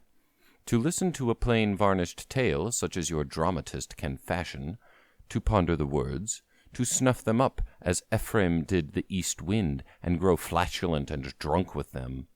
What else could poor eminence do? His poor, somnolent, so swift-rocked soul feels a new element infused into it. Turbid, resinous light, wide coruscating, glares over the waste of his imagination. Is he interested in the mysterious tidings? Hope has seized them. There is in the world nothing else that interests him. The secret friendship of queens is not a thing to be let sleep. Ever new palace interviews occur, yet in deepest privacy. For how should her Majesty awaken so many tongues of principalities and nobilities, male and female, that spitefully watch her? Above all, however, on the 2nd of February, that day of the procession of blue ribbons, much was spoken of, somewhat too of Monseigneur de Rohan. Poor Monseigneur, hadst thou 3 long ears, thou'dst hear her. But will she not, perhaps, in some future priceless interview, speak a good word for thee? Thyself shalt speak it, happy eminence, at least write it. Our tutelary countess will be the bearer. On the 21st of March goes off that long exculpatory, imploratory letter. It is the first letter that went off from Cardinal to Queen, to be followed in time by above 200 others, which are graciously answered by verbal messages, nay, at length by royal autographs on gilt paper, the whole delivered by our tutelary countess. The tutelary countess comes and goes, fetching and carrying, with the gravity of a Roman augur, inspects those extraordinary chicken bowels, and draws prognostics from them. Things are in fair train. The Dauphiness took some offence at Monseigneur, but the Queen has nigh forgotten it. No inexorable Queen, ah no, so good, so free, light-hearted, only sore beset with malicious Polignacs and others, at times also short of money. Marie Antoinette, as the reader well knows, has been much blamed for want of etiquette. Even now, when the other accusations against her have sunk down to oblivion, and the father of lies, this of wanting etiquette, survives her. In the castle of Ham at this hour, Monsieur de Polignac and company may be wringing their hands, not without an oblique glance at her for bringing them thither. She indeed discarded etiquette. Once, when her carriage broke down, she even entered a hackney coach. She would walk, too, at Trianon in mere straw hat, and perhaps muslin gown.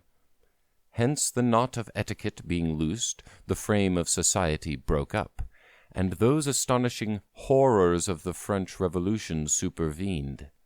On what Damocles' hairs must the judgment sword hang over this distracted earth? Thus, however, it was that Tenterden steeple brought an influx of the Atlantic on us, and so Godwin Sands. Thus, too, might it be that because Father Noah took the liberty of, say, rinsing out his wine-vat, his ark was floated off, and a world drowned. Beautiful high-born, that wert so foully hurled low! For if thy being came to thee out of old Habsburg dynasties, came it not also, like my own, out of heaven? Sunt lacrimae rerum, et mentem mortalia tangunt. Oh, is there a man's heart that thinks without pity of those long months and years of slow-wasting ignominy, of thy birth, soft-cradled in imperial Schönbrunn, the winds of heaven not to visit thy face too roughly, thy foot too light on softness, thy eye on splendor, and then of thy death or 100 deaths, to which the guillotine and Fauquier Townville's judgment bar was but the merciful end? Look there, O man born of woman!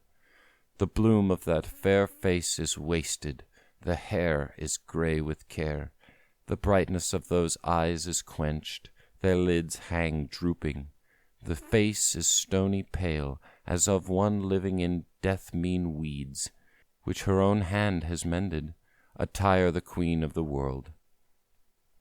The death hurdle, where thou sittest, pale, motionless, which only curses environ, has to stop. A people, drunk with vengeance, will drink it again in full draught, looking at thee there. Far as the eye reaches, a multitudinous sea of maniac heads, the air deaf with their triumph yell. The living dead must shudder with yet one other pang. Her startled blood yet again suffuses with the hue of agony that pale face, which she hides with her hands. There is, then, no heart to say, God pity thee? Oh, think not of these. Think of him whom thou worshippest, the crucified, who also treading the winepress alone fronted sorrow still deeper, and triumphed over it, and made it holy, and built of it a sanctuary of sorrow for thee and all the wretched. Thy path of thorns is nigh ended. One long last look at the Tuileries, where thy step was once so light, where thy children shall not dwell. The head is on the block, the axe rushes. Dumb lies the world, that wild yelling world, and all its madness is behind thee. Beautiful high-born, that wert so foully hurled low, rest yet in thy innocent, gracefully heedless seclusion, unintruded on by me, while the rude hands have not yet desecrated it. Be the curtains that shroud in, if for the last time on this earth, a royal life still sacred to me. Thy fault in the French Revolution was that thou wert the symbol of the sin and misery of 1,000 years, that with St. Bartholomew's and Jacqueries, with gabelles and dragonnades and pox aux cerfs, the heart of mankind was filled full and foamed over to all-involving madness. To no Napoleon, to no Cromwell wert thou wedded. Such sit not in the highest rank of themselves, are raised on high by the shaking and confounding of all the ranks. As poor peasants, how happy, worthy had ye too been, but by evil destiny ye were made a king and a queen of, and so both once more are become an astonishment and a byword to all times. End of Chapter 7. Chapter 8. The two fixed ideas will unite. Countess Lamotte, then, had penetrated into the confidence of the Queen. Those gilt-paper autographs were actually written by the Queen. Reader, forget not to repress that too insatiable scientific curiosity of thine. What I know is that a certain Villette de Retto, with military whiskers, a denizen of rascaldom, comrade there of Monsieur le Comte, is skilful in imitating hands. Certain it is also that Madame la Comtesse has penetrated into the Trianon, doorkeepers.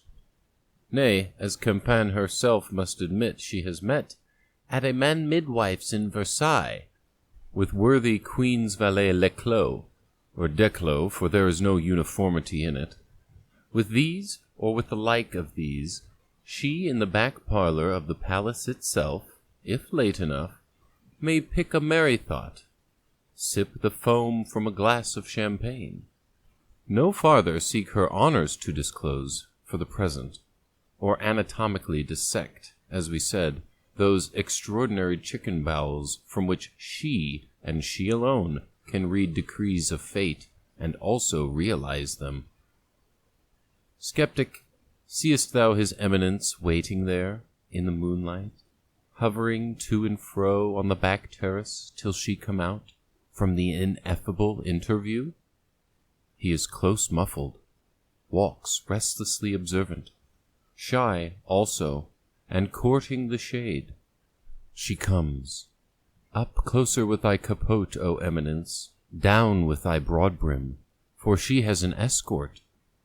'Tis but the good Monsieur Queen's valet Leclos, and now he is sent back again, as no longer needful. Mark him, Monseigneur, nevertheless. Thou wilt see him yet another time. Monseigneur marks little. His heart is in the ineffable interview, in the gilt paper autograph alone. Queen's valet Leclos? Methinks he has much the stature of Villette, denizen of rascaldom. Impossible! How our Countess managed with Cagliostro? Cagliostro, gone from Strasbourg, is as yet far distant, winging his way through dim space. Will not be here for months. Only his predictions in cipher are here. Here or there, however, Cagliostro to our Countess can be useful. At a glance, the eye of genius has descried him to be a bottomless slough of falsity, vanity, gulosity, and thick-eyed stupidity, of foulest material, but of fattest, fit compost for the plant she is rearing. Him who has deceived all Europe she can undertake to deceive. His columns, demonic masonries, Egyptian elixirs, what is all this to the light-giggling, exclusively practical Lamotte? It runs off from her, as all speculation, good, bad, and indifferent, has always done, like water from one in waxcloth dress. With the lips, meanwhile, she can honour it. Oil of flattery, the best patent anti-friction known, subdues all irregularities whatsoever. On Cagliostro, again, on his side, a certain uneasy feeling might for moments intrude itself. The raven loves not ravens. But what can he do? Nay, she is partly playing his game.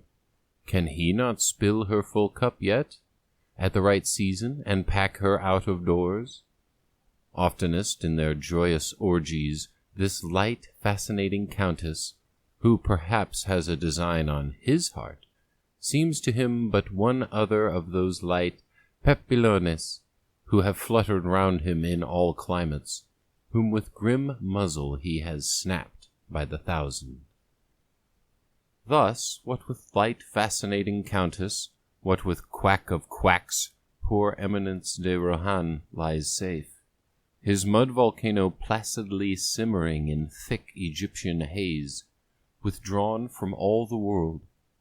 Moving figures as of men he sees, takes not the trouble to look at.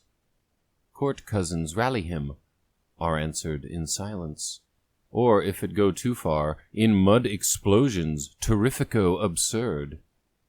Court cousins and all mankind are unreal shadows merely, Queen's favour the only substance.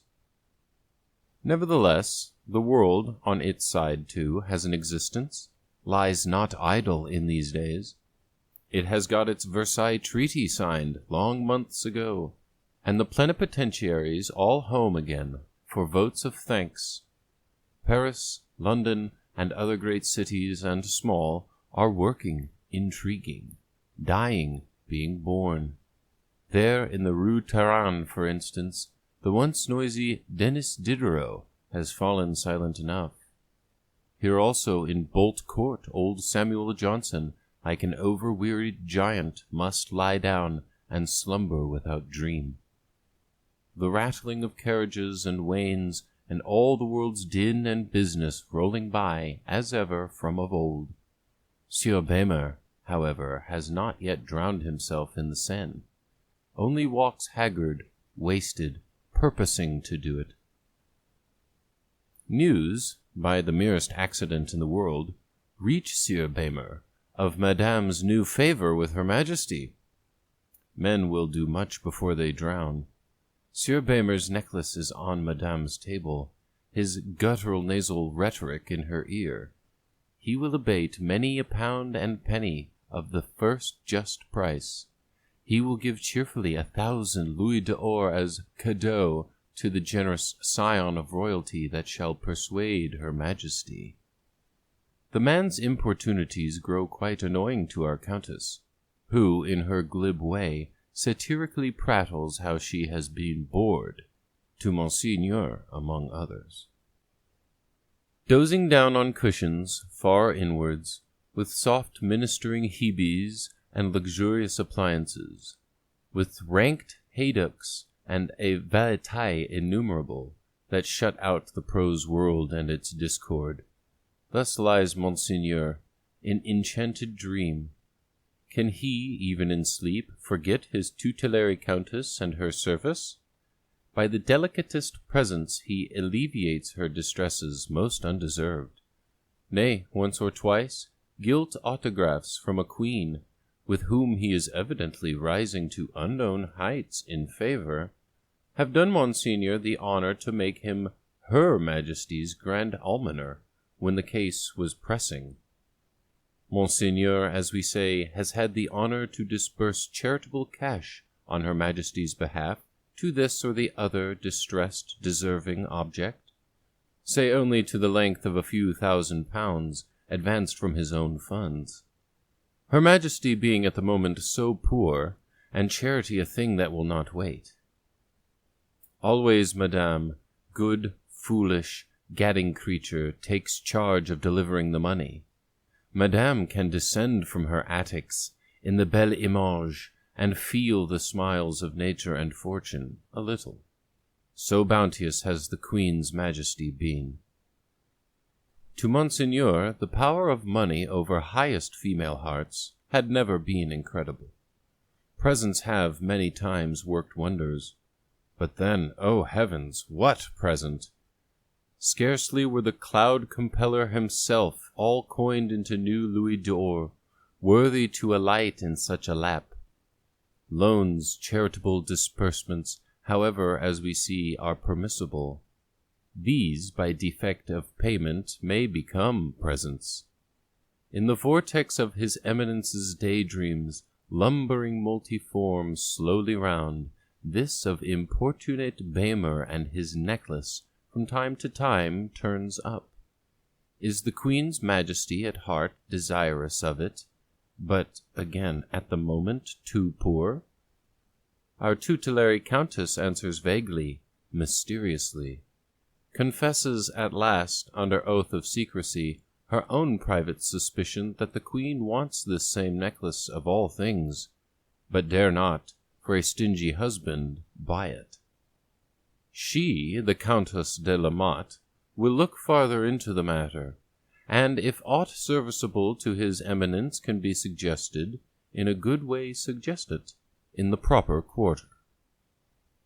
Walk warily, Countess de la Motte, for now, with thickening breath, thou approachest the moment of moments. Principalities and powers, Parlement, Grand Chambre, and Tournelle, with all their whips and gibbet-wheels, the very crack of doom hangs over thee if thou trip.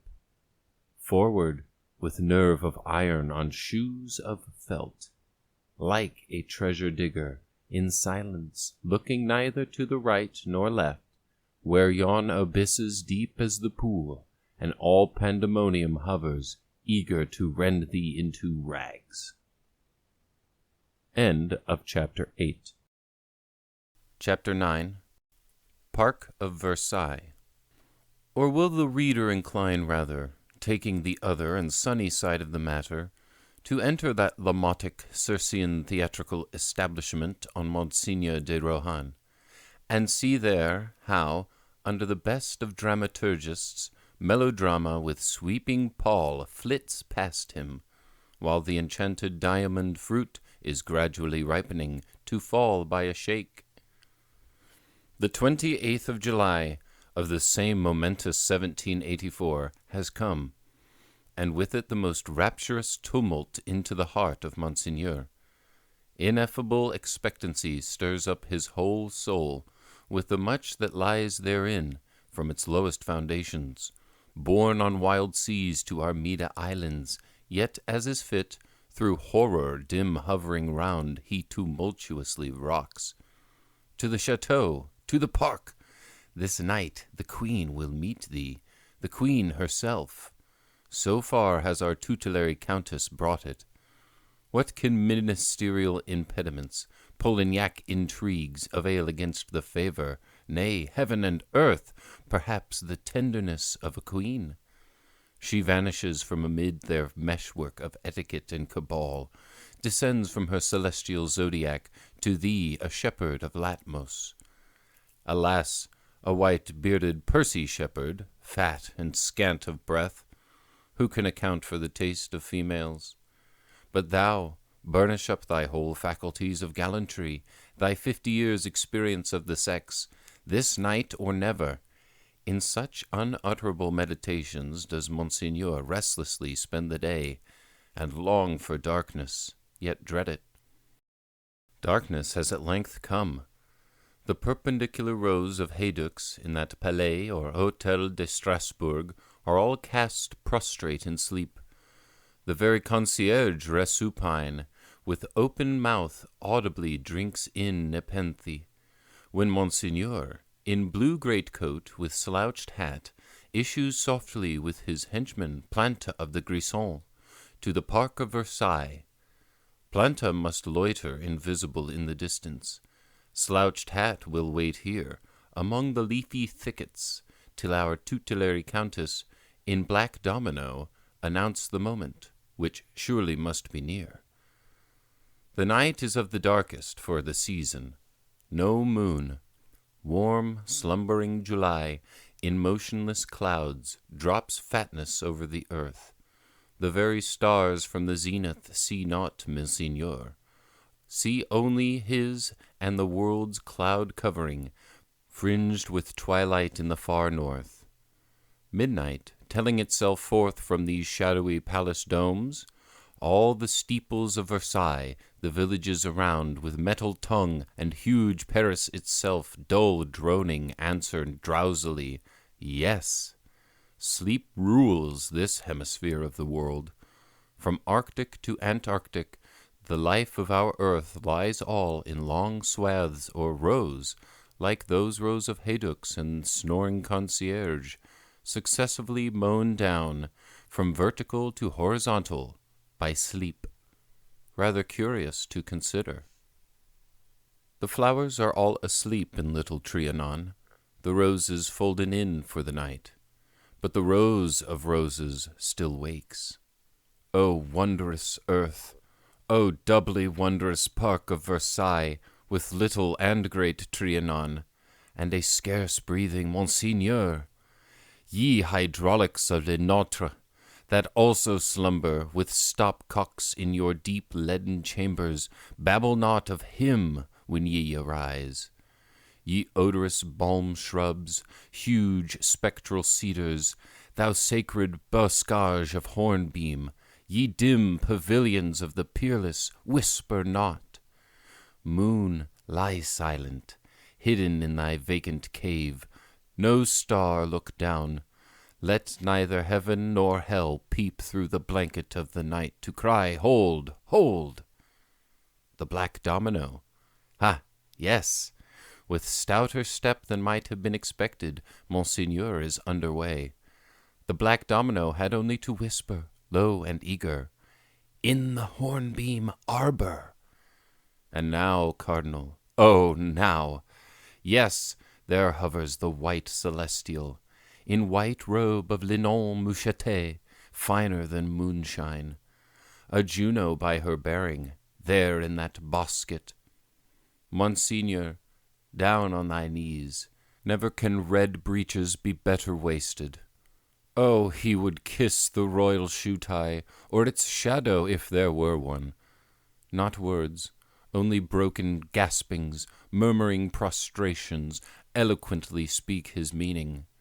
But, behold, our tutelary black domino in haste with vehement whisper, En vient! The white Juno drops a fairest rose with these ever-memorable words, Vous savez ce que cela vous dirait. You know what that means. Vanishes in the thickets, the black domino hurrying her with eager whisper of Vite, vite, away, away, for the sound of footsteps, doubtless from Madame, and Madame d'Artois, unwelcome sisters that they are, is approaching fast. Monseigneur picks up his rose, runs as for the king's plate, almost overturns poor Planta, whose laugh assures him that all is safe. O Ixion de Rohan, happiest mortal of this world since the first Ixion of deathless memory, who nevertheless in that cloud embrace begat strange centaurs. Thou art prime minister of France without peradventure. Is not this the rose of royalty, worthy to become ottar of roses, and yield perfume forever? How thou, of all people, wilt contrive to govern France in these very peculiar times. But that is little to the matter. There doubtless is thy rose, which methinks it were well to have a box or casket made for.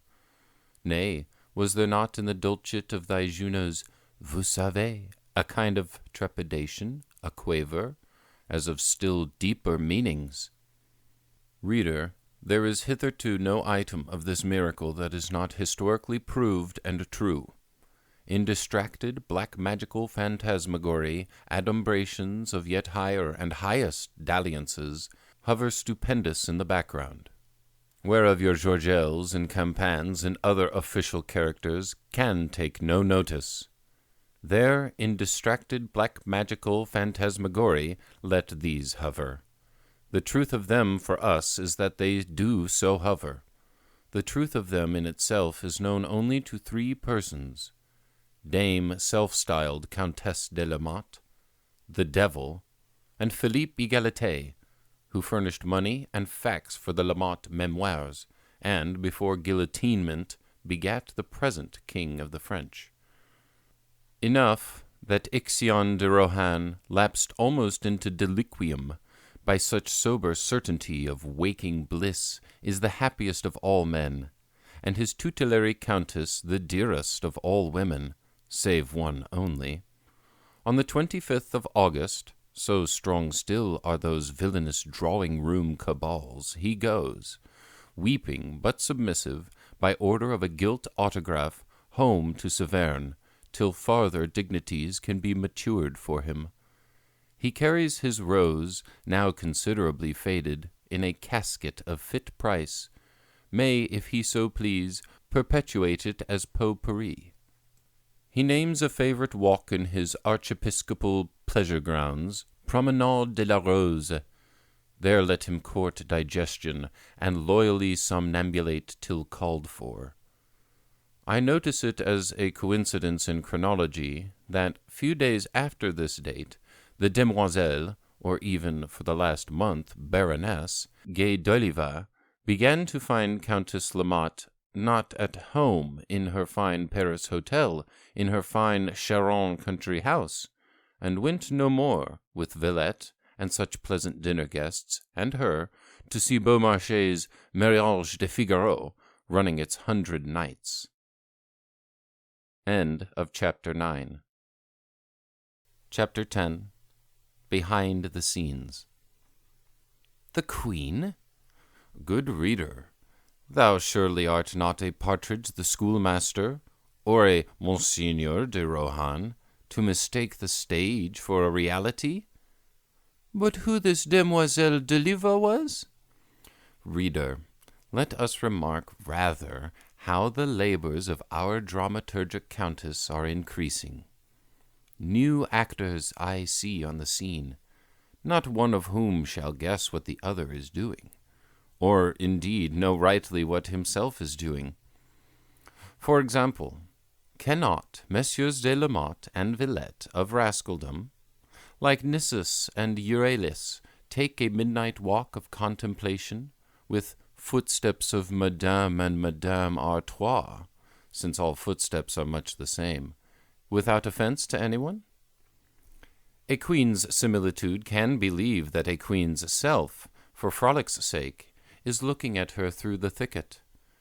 A terrestrial cardinal can kiss with devotion a celestial queen's slipper, or a queen's similitude's slipper, and none but a black domino the wiser. All these shall follow each his pre-calculated course, for their inward mechanism is known, and fit wires hook themselves on this. To two only is a clear belief vouchsafed. To Monseigneur, a clear belief founded on stupidity.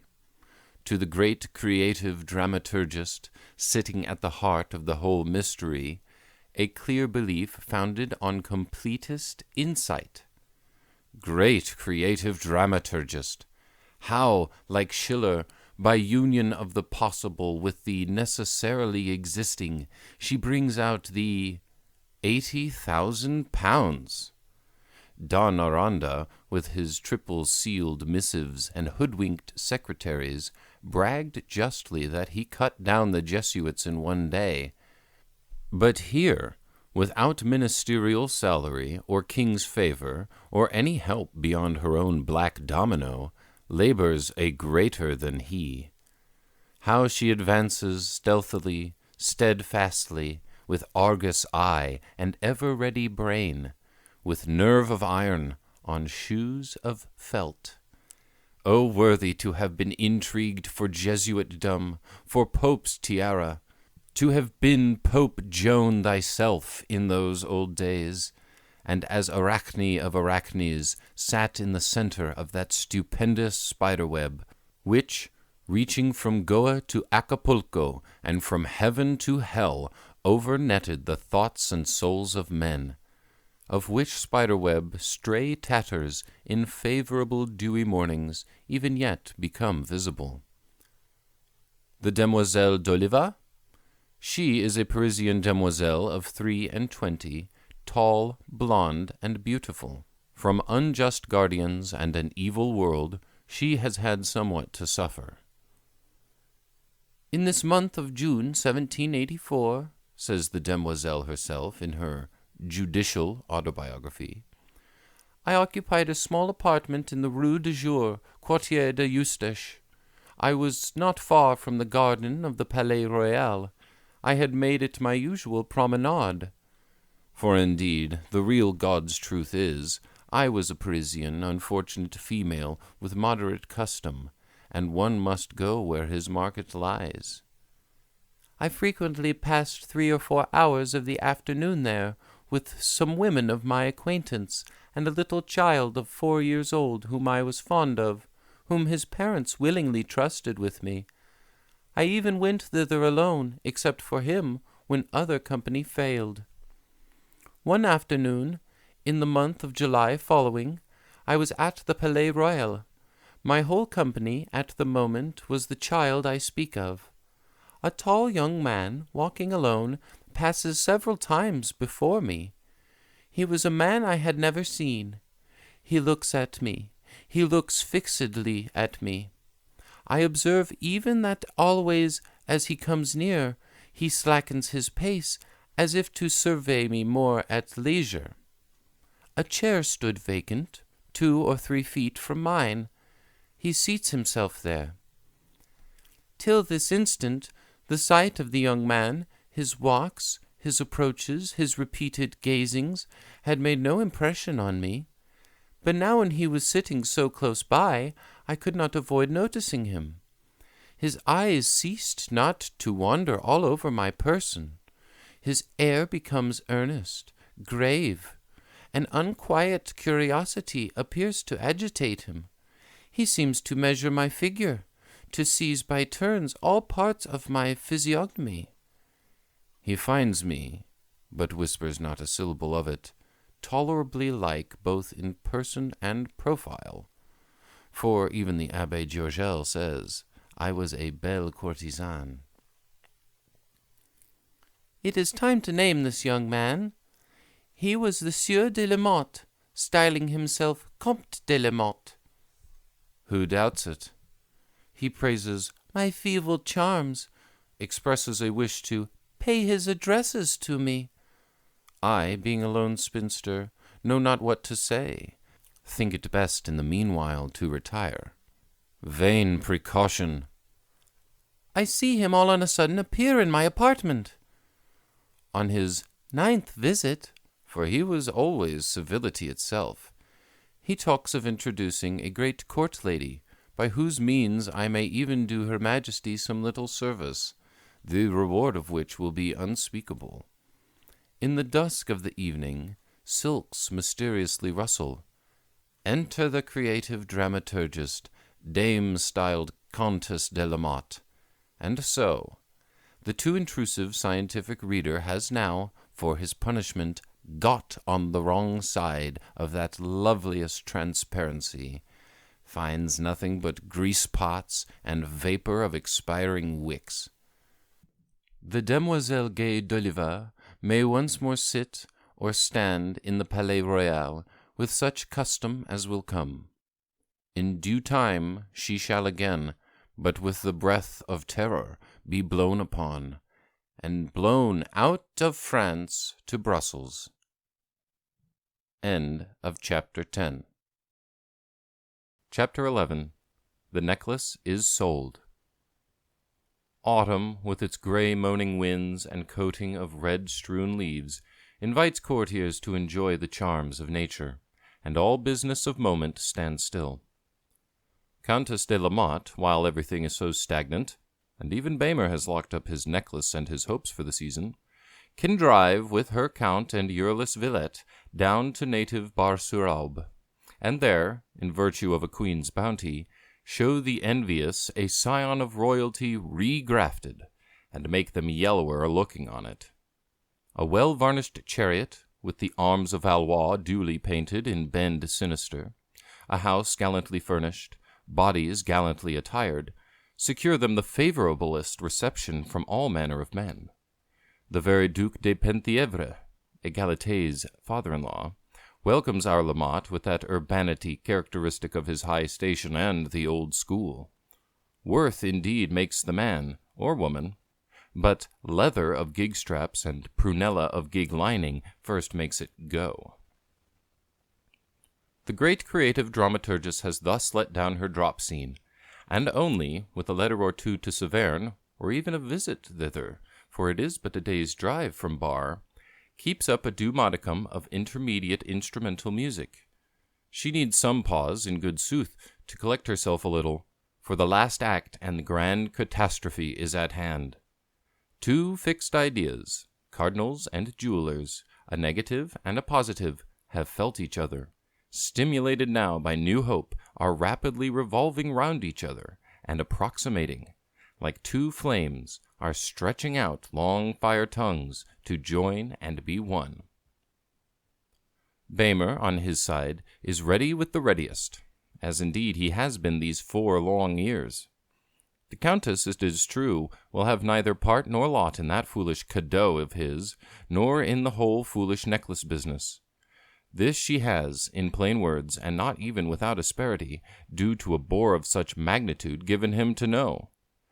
From her, nevertheless, by cunning inference, and the merest accident in the world, the sly joaillier bijoutier has gleaned thus much, that Monsieur de Rohan is the man. Enough! Enough! Madame shall no more be troubled. Rest there, in hope, thou necklace of the devil.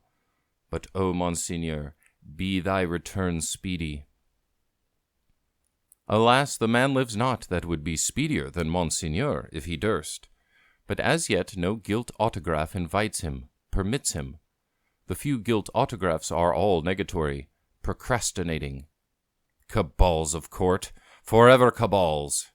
Nay, if it be not for some necklace, or other such crotchet or necessity, who knows but he may never be recalled, so fickle is womankind, but forgotten and left to rot here, like his rose, into pot-pourri. Our tutelary countess, too, is shyer in this matter than we ever saw her. Nevertheless, by intense skilful cross-questioning, he has extorted somewhat. Sees partly how it stands.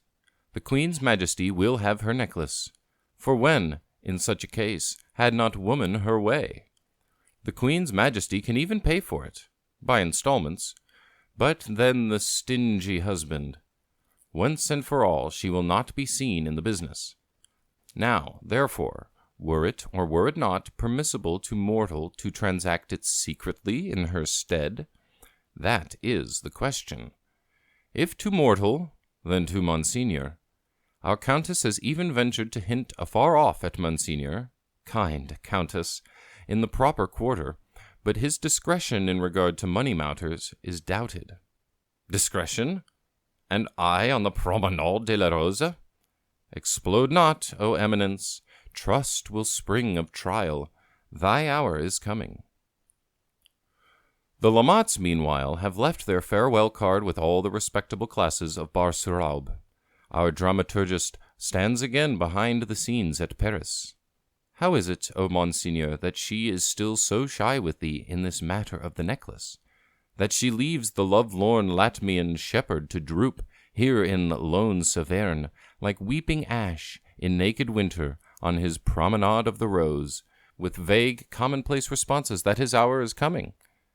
By heaven and earth, at last, in late January, it is come. Behold it, this new gilt autograph. To Paris, on a small business of delicacy, which our Countess will explain. Which I already know. To Paris, horses, postilions, beef-eaters. And so his resuscitated eminence, all wrapped in furs, in the pleasantest frost, Abbé Georgel says, un peu froid de janvier, over clear jingling highways rolls rapidly, borne on the bosom of dreams. O Dame de la Motte, has the enchanted diamond fruit ripened then? Hast thou given it the little shake, big with unutterable fate? I? Can the dame justly retort. Who saw me in it? The reader, therefore, has still 3 scenic exhibitions to look at by our great dramaturgist, then the 4th and last by another author. To us, reflecting how oftenest the true moving force in human things works hidden underground, it seems small marvel that this month of January 1785, wherein our Countess so little courts the eye of the vulgar historian, should nevertheless have been the busiest of all for her, especially the latter half thereof. Wisely eschewing matters of business, which she could never in her life understand, our Countess will personally take no charge of that bargain-making, leaves it all to Her Majesty and the gilt autographs. Assiduous Baymer, nevertheless, is in frequent close conference with Monseigneur. The Paris Palais de Strasbourg, shut to the rest of men, sees the joaillier bijoutier with eager official aspect come and go. The grand difficulty is, must we say it, Her Majesty's wilful whimsicality, unacquaintance with business. She positively will not write a gilt autograph, authorizing His Eminence to make the bargain, but writes rather in a pettish manner that the thing is of no consequence and can be given up. Thus must the poor Countess dash to and fro like a weaver's shuttle between Paris and Versailles, wear her horse and nerves to pieces, nay, sometimes in the hottest haste, wait many hours within call of the palace, considering what can be done, with none but Villette to bear her company, till the Queen's whim pass. At length, after furious driving, and conferences enough, on the 29th of January, a middle course is hit on. Cautious Baymer shall write out on finest paper his terms, which are really rather fair. 1,600,000 livres, to be paid in 5 equal installments. The first this day 6 months, the other 4 from 3 months to 3 months. This is what court jewelers, Baymer and Bessange, on the one part, and Prince Cardinal Commendator Louis de Rohan on the other part, will stand to. Witness their hands. Which written sheet of finest paper our poor Countess must again take charge of, again dash off with to Versailles, and therefrom, after trouble unspeakable, shared in only by the faithful Villette of rascaldom, return with it, bearing this most precious marginal note, Bon Marie Antoinette de France, in the autograph hand. Happy Cardinal, this thou shalt keep in the innermost of all thy repositories. Baymer, meanwhile, secret as death, shall tell no man that he has sold his necklace, or, if much pressed for an actual sight of the same, confess that it is sold to the favorite Sultana of the Grand Turk for the time being. Thus, then, do the smoking Lamotte horses at length get rubbed down and feel the taste of oats after midnight. The Lamotte Countess can also gradually sink into needful slumber, perhaps not unbroken by dreams. On the morrow the bargain shall be concluded. Next day the necklace be delivered, on Monseigneur's receipt. Will the reader therefore be pleased to glance at the following 2 life pictures, real phantasmagories, or whatever we may call them. They are the 2 first of those 3 scenic, real poetic exhibitions brought about by our dramaturgist. Short exhibitions, but essential ones.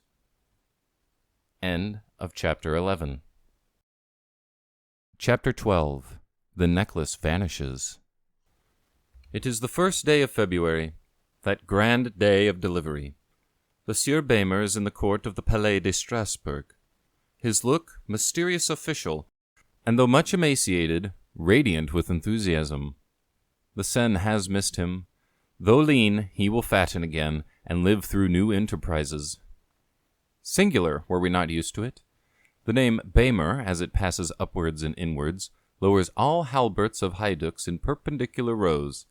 The historical eye beholds him, bowing low, with plenteous smiles, in the plush saloon of audience. Will it please Monseigneur, then, to do the ne plus ultra of necklaces the honor of looking at it? A piece of art which the universe cannot parallel shall be parted with, necessity compels court jewelers, at that ruinously low sum. They, the court jewelers, shall have much ado to weather it, but their work at least will find a fit wearer, and go down into juster posterity.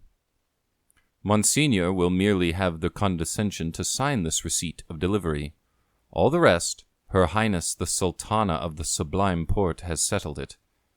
Here the court jeweler, with his joyous though now much emaciated face, ventures on a faint knowing smile, to which in the lofty dissolute serene of Monseigneur's some twinkle of permission could not but respond. This is the first of those 3 real poetic exhibitions brought about by our dramaturgus with perfect success. It was said, long afterwards, that Monseigneur should have known, and even that Baymer should have known, Her Highness the Sultana's marginal note, her right, Marie Antoinette of France, to be a forgery and a mockery. The of France was fatal to it. Easy talking, easy criticizing. But how are 2 enchanted men to know? 2 men with a fixed idea each, a negative and a positive, rushing together to neutralize each other in rapture. Enough, Monseigneur has the ne plus ultra of necklaces, conquered by man's valor and woman's wit, and rolls off with it in mysterious speed to Versailles, triumphant as a Jason with his golden fleece. The second grand scenic exhibition by our dramaturgic countess occurs in her own apartment at Versailles so early as the following night. It is a commodious apartment with alcove, and the alcove has a glass door. Monseigneur enters, with a follower bearing a mysterious casket, who carefully deposits it, and then respectfully withdraws. It is the necklace itself in all its glory. Our tutelary countess and Monseigneur, and we, can at leisure admire the queenly talisman, congratulate ourselves that the painful conquest of it is achieved. But hist! A knock, mild but decisive, as from one knocking with authority. Monseigneur and we retire to our alcove. There, from behind our glass screen, observe what passes. Who comes? The door flung open. De par la reine! Behold him, Monseigneur. He enters with grave, respectful, yet official air. Worthy Monseigneur Queen's valet Leclos, the same who escorted our tutelary countess that moonlit night from the back apartments of Versailles. Said we not thou wouldst see him once more? Methinks again, in spite of his queen's uniform, he has much the features of valet of rascaldom. Rascaldom or valetdom, for to the blind all colors are the same. He has, with his grave, respectful, yet official air, received the casket and its priceless contents, with fit injunction, with fit engagements, and retires bowing low. Thus softly, silently, like a very dream, flits away our solid necklace through the horn gate of dreams.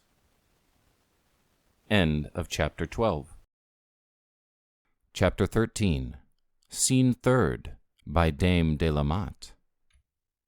Now, too, in these same days, as he can afterwards prove by affidavit of landlords, arrives Count Cagliostro himself from Lyons, no longer by predictions in cipher, but by his living voice, often in rapt communion with the unseen world, with carafe and 4 candles, by his greasy, prophetic bulldog face, said to be the most perfect quack face of the 18th century. Can we assure ourselves that all is well, that all will turn to the glory of Monseigneur, to the good of France and of mankind, and of Egyptian masonry? Tokay flows like water. Our charming countess, with her piquancy of face, is sprightlier than ever, enlivens with the brightest sallies, with the adroitest flatteries to all those suppers of the gods. O nights, O suppers, too good to last! Nay, now also occurs another and a third scenic exhibition, fitted by its radiance to dispel from Monsignor's soul the last trace of care. Why, the Queen does not, even yet, openly receive me at court? Patience, Monseigneur. Thou little knowest those 2 intricate cabals, how she still but works at them silently, with royal suppressed fury, like a royal lioness, only delivering herself from the hunter's toils. Meanwhile, is not thy work done? The necklace, she rejoices over it, beholds, many times in secret, her Juno neck mirrored back the lovelier for it, as our tutelar countess can testify. Come tomorrow to the Oeil de Boeuf. There see with eyes in high noon, as already in deep midnight thou hast seen, whether in her royal heart there were delay. Let us stand, then, with Monseigneur in that Oeil de Boeuf in the Versailles Palace gallery, for all well-dressed persons are admitted. There the loveliest, in pomp of royalty, will walk to mass. The world is all in pelisses and winter furs, cheerful, clear, with noses tending to blue. A lively, many-voiced hum plays fitful hither and thither, of sledge parties and court parties, frosty state of the weather, stability of Monsieur de Cologne, Majesty's looks yesterday.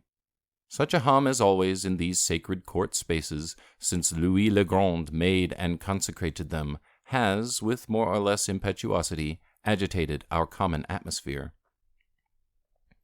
Ah, through that long, high gallery what figures have passed and vanished! Louvois, with the great king, flashing fire glances on the fugitive, in his red right hand a pair of tongs, which pious Maintenon hardly holds back. Louvois, where art thou? Ye Maréchaux de France, ye unmentionable women of past generations! Here also was it that rolled and rushed the sound absolutely like thunder of courtier hosts, in that dark hour when the signal light in Louis XV's chamber window was blown out, and his ghastly, infectious corpse lay lone, forsaken on its tumbled death lair, in the hands of some poor women. And the courtier hosts rushed from the deep fallen to hail the new risen. These too rushed and passed, and their sound, absolutely like thunder, became silence. Figures? Men? They are fast-fleeting shadows. fast chasing each other. It is not a palace, but a caravanserai. Monsignor, with thy too much tokay overnight, cease puzzling. Here thou art, this blessed February day. The peerless, will she turn lightly that high head of hers and glance aside into the Oeil de Boeuf in passing? Please heaven, she will. To our tutelary countess, at least, she promised it. Though, alas, so fickle is womankind. Hark! Clang of opening doors!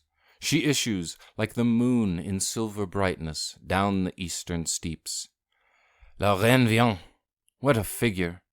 I, with the aid of glasses, discern her. O fairest, peerless!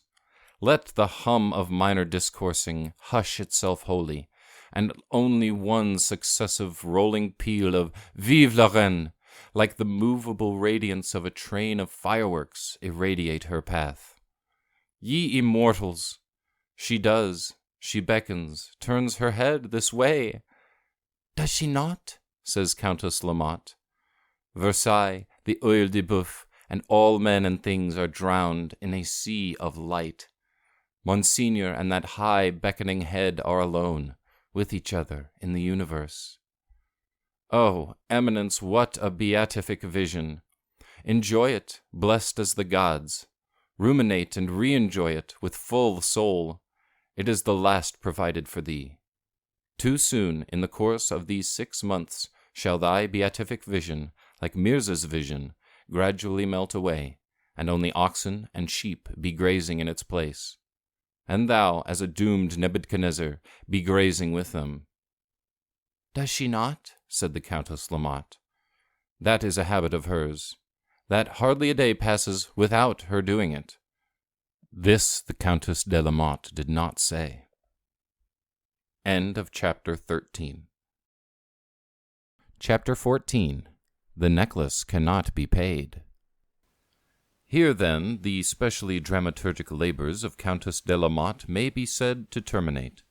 The rest of her life is histrionic merely, or histrionic and critical, as indeed what had all the former part of it been but a hypocrisia, a more or less correct playing of parts.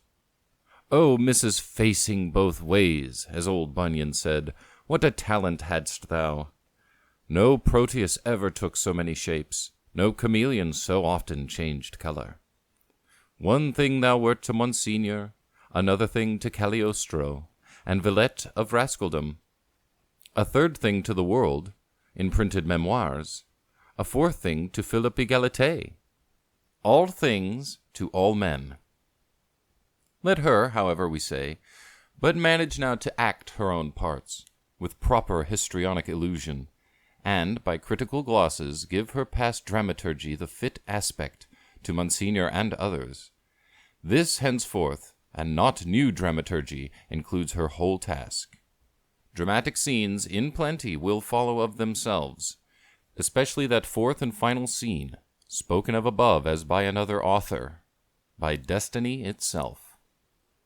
For in the Lamotte Theatre, so different from our common pasteboard one, the play goes on, even when the machinist has left it.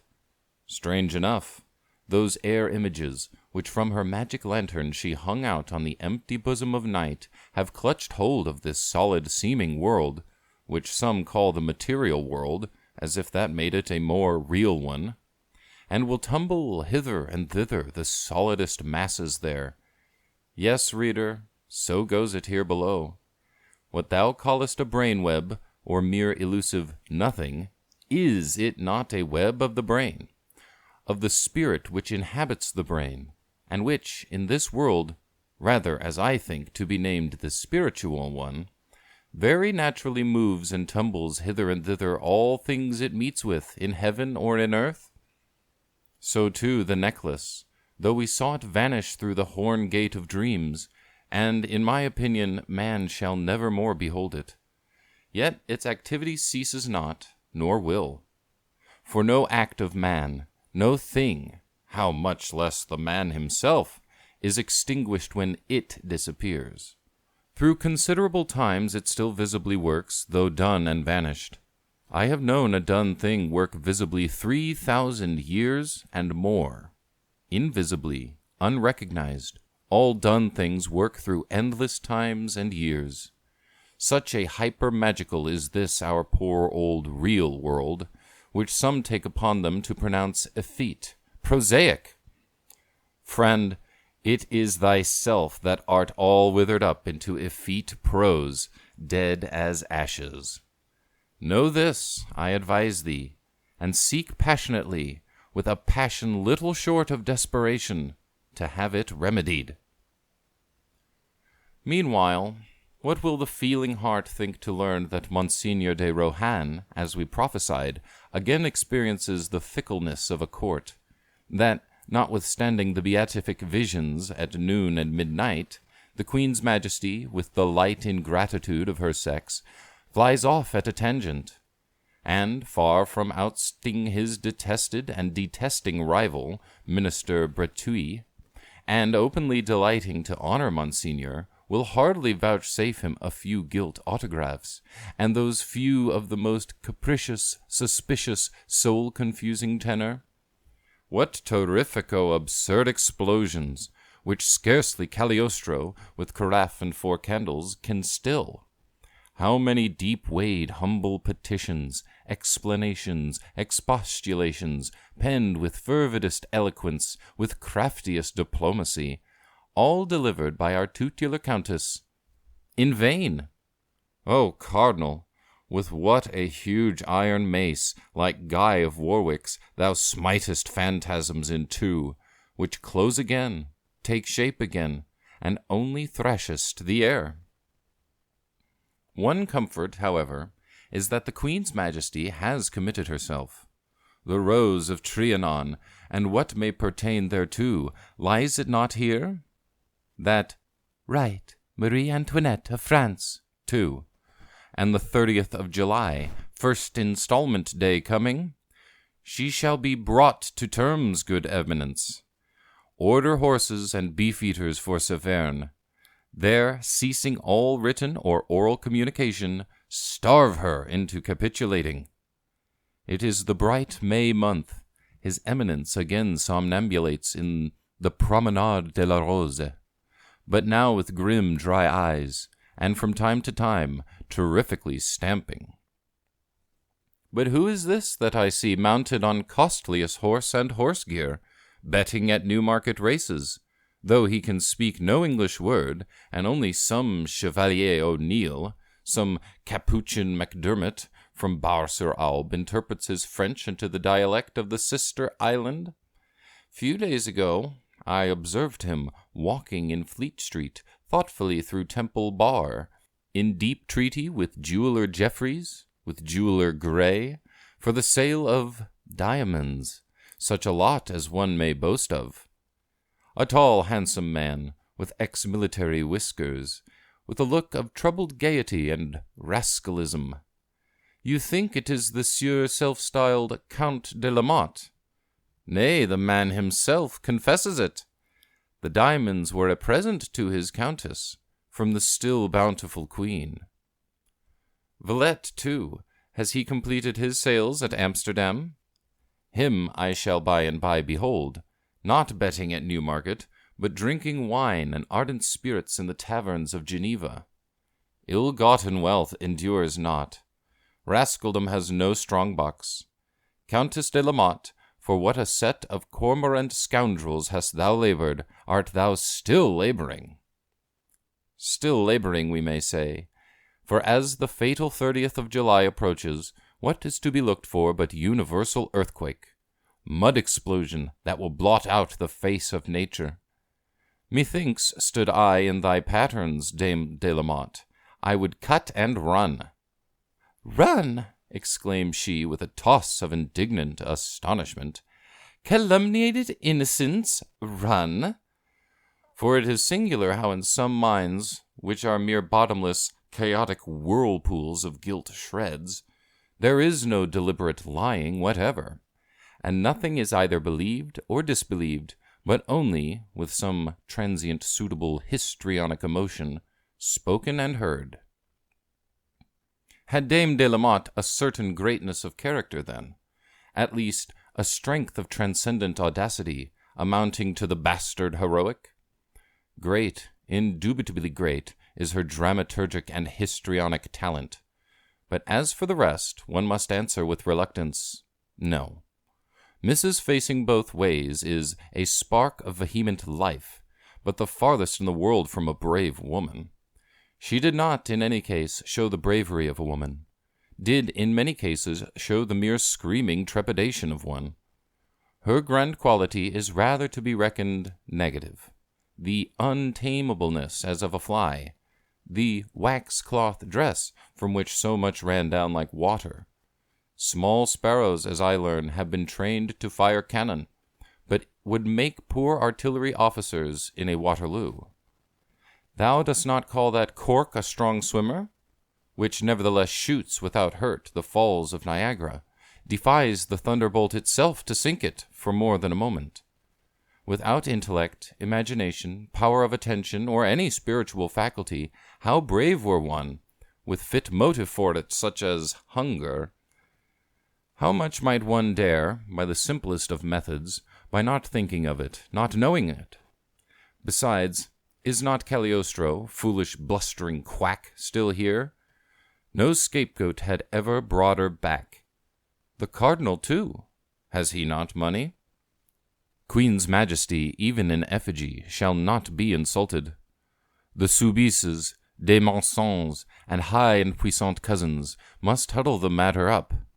Calumniated innocence, in the most universal of earthquakes, will find some crevice to whisk through, as she has so often done. But all this while, how fares it with His Eminence, left somnambulating the Promenade de la Rose, and at times truculently stamping? Alas, ill, and ever worse. The starving method, singular as it may seem, brings no capitulation. Brings only, after a month's waiting, our tutelary countess with a gilt autograph indeed, and all wrapped in silk threads, sealed where they cross, but which we read with curses. We must back again to Paris, there pen new expostulations, which our unwearied countess will take charge of, but, alas, can get no answer to. However, is not the 30th of July coming? Behold, on the 19th of that month, the shortest, most careless of autographs, some £1,500 of real money in it, to pay the interest of the first installment, the principal of some 30,000 not being at the moment perfectly convenient. Hungry Bamer makes large eyes at this proposal, will accept the money, but only as part of the payment. The man is positive. A court of justice, if no other means, shall get him the remainder. What now is to be done? Farmer General Monsignor St. James, Cagliostro's disciple, and wet with Tokay, will cheerfully advance the sum needed, for Her Majesty's sake. Thinks, however, with all his Tokay, it were good to speak with Her Majesty first. I observe, meanwhile, the distracted hungry Bamer driven hither and thither, not by his fixed idea, alas, no, but by the far more frightful ghost thereof, since no payment is forthcoming. He stands one day speaking with the Queen's waiting woman, Madame Campan herself, in a thunder shower which neither of them notice, so thunderstruck are they. What weather symptoms for His Eminence! The 30th of July has come, but no money. The 30th is gone, but no money. Oh, Eminence, what a grim farewell of July is this of 1785! The last July went out with airs from heaven and Trianon roses. These August days, are they not worse than dogs' days, worthy to be blotted out from all almanacs? Bamer and Bassange thou canst still see, but only return them from swearing. Nay, what new misery is this? Our tutelary histrionic countess enters, distraction in her eyes. She has just been at Versailles. The Queen's Majesty, with a levity of caprice which we dare not trust ourselves to characterize, declares plainly that she will deny ever having got the necklace, ever having had with His Eminence any transaction whatsoever. A mud explosion without parallel in volcanic annals. The Palais de Strasbourg appears to be beset with spies. The Lamottes, for the Count too is here, are packing up for Bar-sur-Aube. The Sieur Bemer, has he fallen insane, or into communication with Minister Bretuil? And so, distractedly and distractively, to the sound of all discords in nature, opens that fourth, final scenic exhibition, composed by destiny. End of Chapter 14. Chapter 15, Scene 4th, by Destiny. It is Assumption Day, the 15th of August. Don thy pontificalia, Grand Almoner. Crush down these hideous temporalities out of sight. In any case, smooth thy countenance into some sort of lofty, dissolute, serene. Thou hast a thing they call worshipping God to enact, thyself the first actor. The Grand Almoner has done it. He is in Versailles, Oeil de Boeuf Gallery, where male and female peerage, and all noble France in gala various and glorious as the rainbow, waits only the signal to begin worshipping. On the serene of his lofty dissolute countenance there can nothing be read. By heaven, he is sent for to the royal apartment. He returns with the old lofty dissolute look, inscrutably serene. Has his turn for favor actually come, then? Those 15 long years of soul's travail are to be rewarded by a birth? Monsieur le Baron de Bretuil issues, great in his pride of place, in this the crowning moment of his life. With one radiant glance, Bretuil summons the officer on guard. With another, fixes Monseigneur. De par les rats, Monseigneur. You are arrested. At your risk, officer.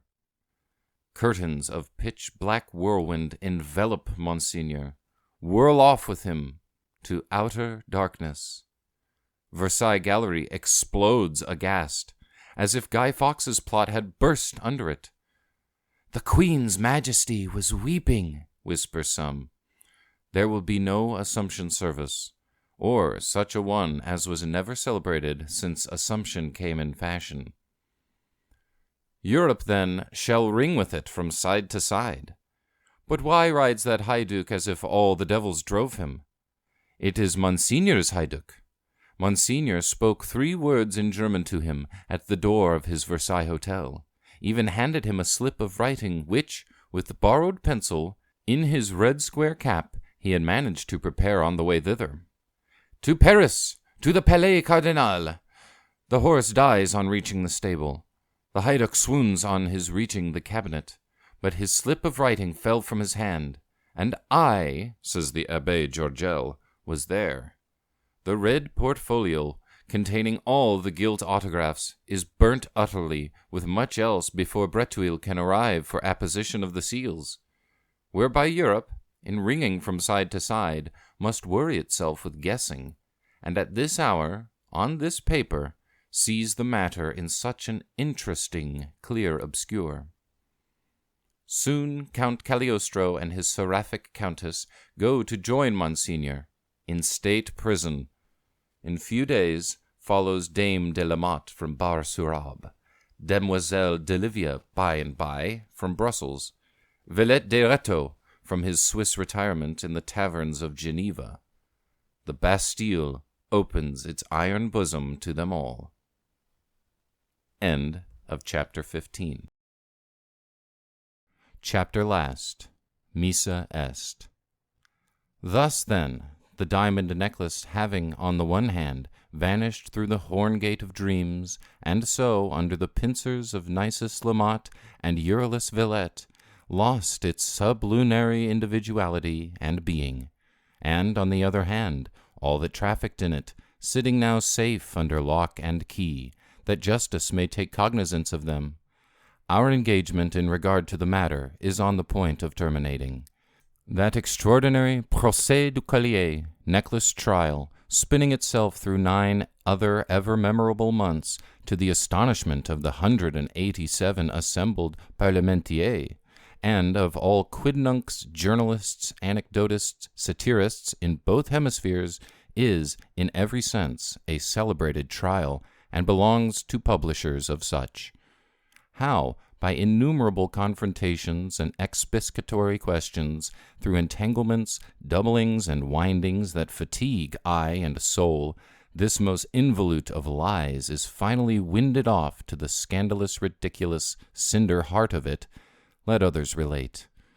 Meanwhile, during these 9 ever-memorable months, till they terminate late at night precisely with the May of 1786, how many fugitive leaves, quizzical, imaginative, or at least mendacious, were flying about in newspapers, or stitched together as pamphlets, and what heaps of others were left creeping in manuscript, we shall not say, having, indeed, no complete collection of them, and what is more to the purpose, little to do with such a collection. Nevertheless, searching for some fit capital of the composite order to adorn adequately the now finished singular pillar of our narrative, what can suit us better than the following, so far as we know, yet unedited?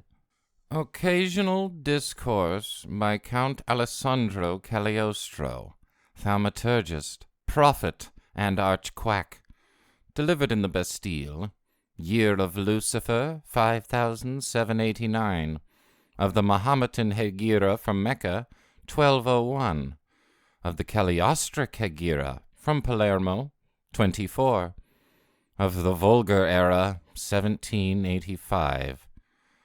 Fellow scoundrels, an unspeakable intrigue spun from the soul of that Circe Megara, by our voluntary or involuntary help, has assembled us all, if not under one roof-tree, yet within one grim iron-bound ring-wall.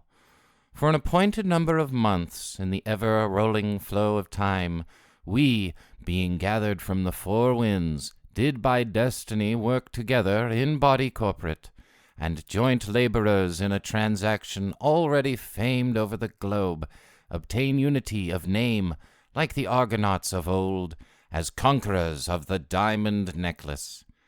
Ere long it is done, for ring walls hold not captive the free scoundrel forever, and we disperse again over wide terrestrial space, some of us, it may be, over the very marches of space. Our act hangs indissoluble together, floats wondrous in the older and older memory of men, while we, the little band of scoundrels, who saw each other, now hover so far asunder, to see each other no more, if not once more only on the universal doomsday, the last of days.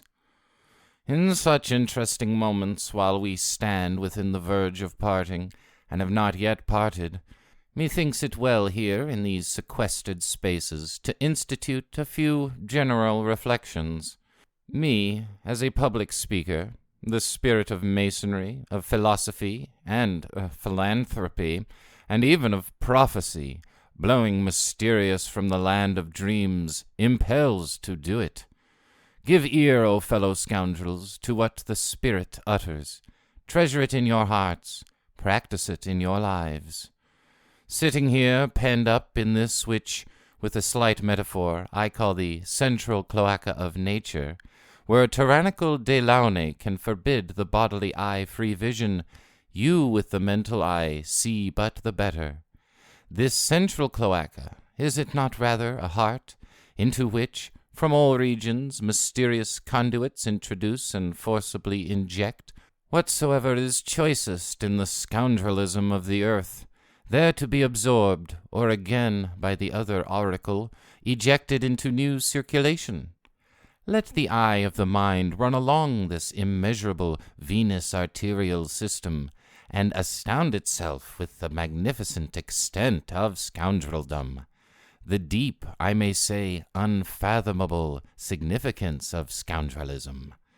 Yes, brethren, wide as the sun's range is our empire, wider than old Rome's in its palmiest era.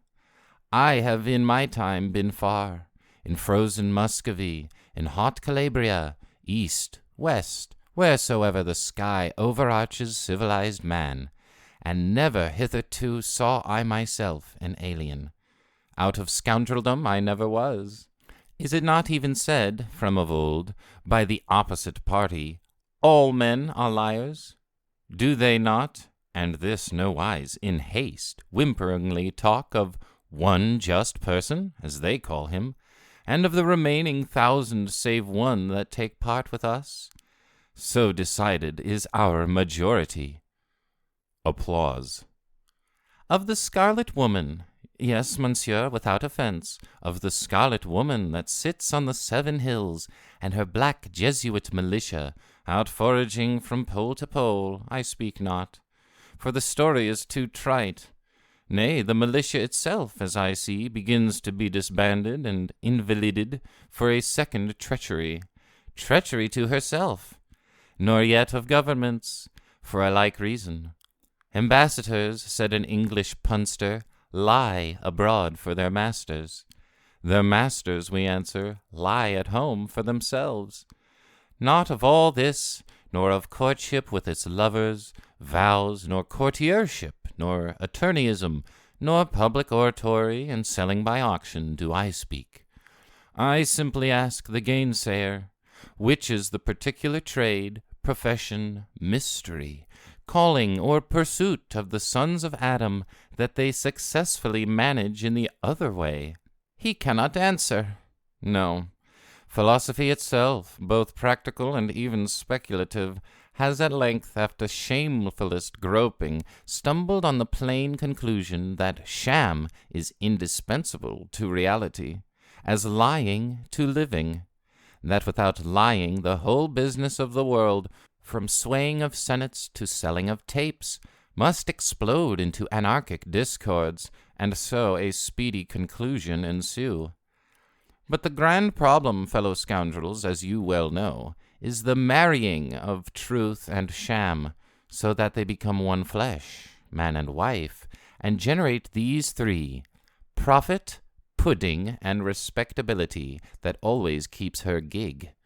Wondrously indeed do truth and delusion play into one another. Reality rests on dream. Truth is but the skin of the bottomless untrue, and ever from time to time the untrue sheds it, is clear again, and the superannuated true itself becomes a fable. Thus do all hostile things crumble back into our empire, and of its increase there is no end. Oh, brothers, to think of the speech without meaning, which is mostly ours, and of the speech with contrary meaning, which is wholly ours, manufactured by the organs of mankind in one solar day. Or call it a day of jubilee, when public dinners are given and dinner orations are delivered, or say, a neighboring island in time of general election. O ye immortal gods, the mind is lost, can only admire great nature's plenteousness with a kind of sacred wonder. For tell me, what is the chief end of man? To glorify God, said the old Christian sect, now happily extinct. To eat and find eatables by the readiest method, answers sound philosophy, discarding whims. If the method readier than this of persuasive attraction is yet discovered, point it out. Brethren, I said the old Christian sect was happily extinct, as indeed in Rome itself there goes the wonderfulest traditionary prophecy of that Nazareth Christ coming back and being crucified a second time there, which truly I see not in the least how he could fail to be. Nevertheless, that old Christian whim of an actual living and ruling God, and some sacred covenant binding all men in him, with much other mystic stuff, does, under new or old shape, linger with a few. From these few keep yourselves forever far. They must even be left to their whim, which is not like to prove infectious. But neither are we, my fellow scoundrels, without our religion, our worship, which, like the oldest and all true worship, is one of fear. The Christians have their cross, the Moslem their crescent, but have we not too our gallows? Yes, infinitely terrible is the gallows. It bestrides with its patibulary fork the pit of the bottomless terror. No Manichaeans are we. Our God is one. Great, exceeding great, I say, is the gallows. Of old, even from the beginning, in this world, knowing neither variableness nor decadence. Forever, forever, over the wreck of ages and all civic and ecclesiastic convulsions, meal mobs, revolutions, the gallows with front serenely terrible towers aloft. Fellow scoundrels, fear the gallows and have no other fear. This is the law and the prophets. Fear every emanation of the gallows. And what is every buffet with the fist, or even with the tongue, of one having authority, but some such emanation? And what is force of public opinion, but the infinitude of such emanations, rushing combined on you like a mighty storm-wind? Fear the gallows, I say. Oh, when, with its long black arm, it has clutched a man, what avail him all terrestrial things? These pass away, with horrid nameless dinning in his ears, and the ill-starred scoundrel pendulates between heaven and earth, a thing rejected of both. Profound sensation. Such, so wide in compass, high, gallows high in dignity, is the scoundrel empire, and for depth it is deeper than the foundations of the world. For what was creation itself wholly, according to the best philosophers, but a divulsion by the time-spirit, or devil so called, a forceful interruption, or breaking asunder of the old quiescence of eternity?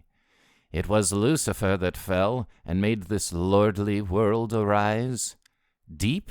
It is bottomless deep. The very thought, diving, bobs up from it baffled.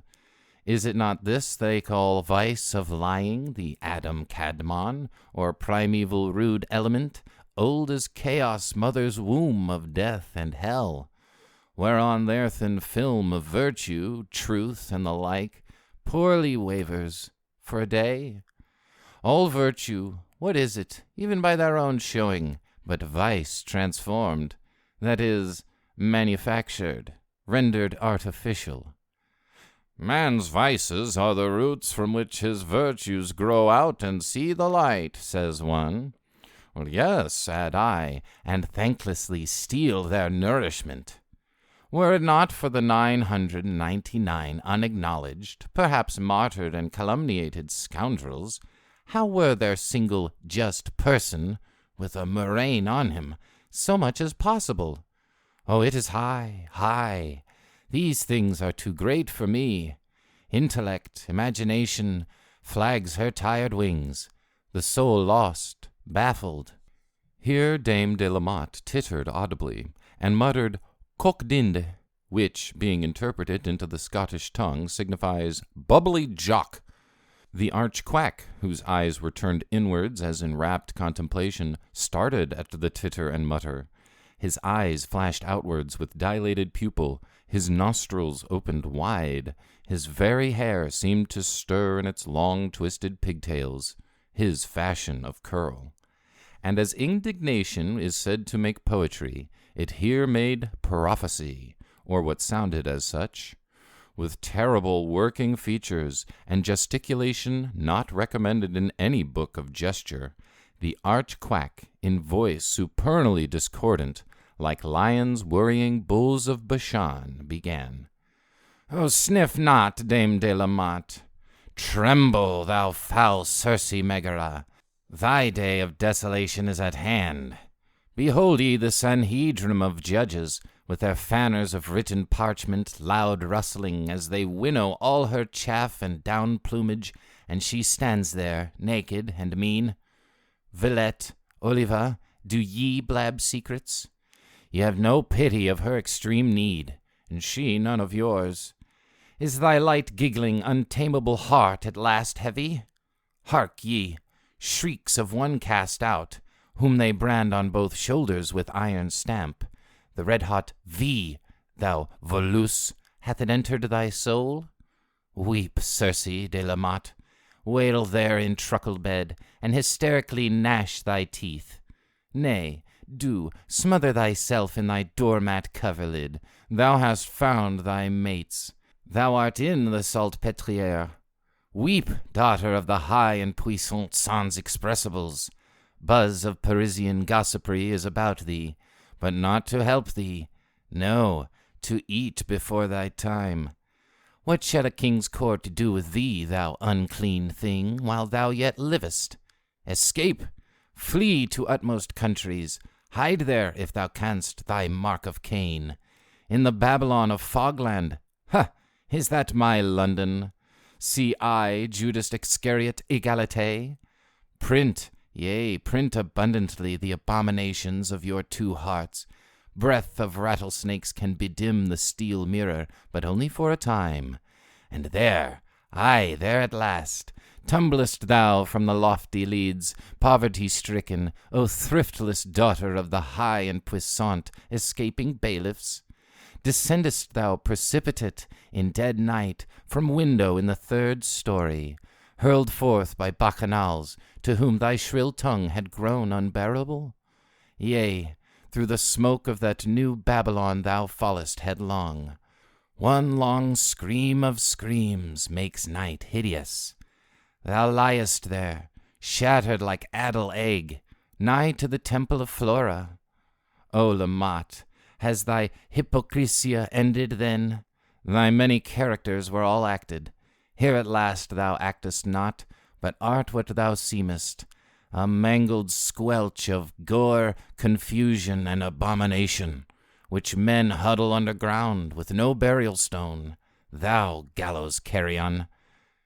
Here the prophet turned up his nose, the broadest of the 18th century, and opened wide his nostrils with such a greatness of disgust that all the audience, even La Motte herself, sympathetically imitated him. O Dame de la Motte, Dame de la Motte, now when the circle of thy existence lies complete, and my eye glances over these 23 years that were lent thee, to do evil as thou couldst, and I behold thee a bright-eyed little tatterdemalion, begging and gathering sticks in the Bois du Boulogne, and also at length a squelched putrefaction, here on London pavements, with the head-dressings and hungerings, the gaddings and hysterical gigglings that came between. What, shall I say, was the meaning of thee at all?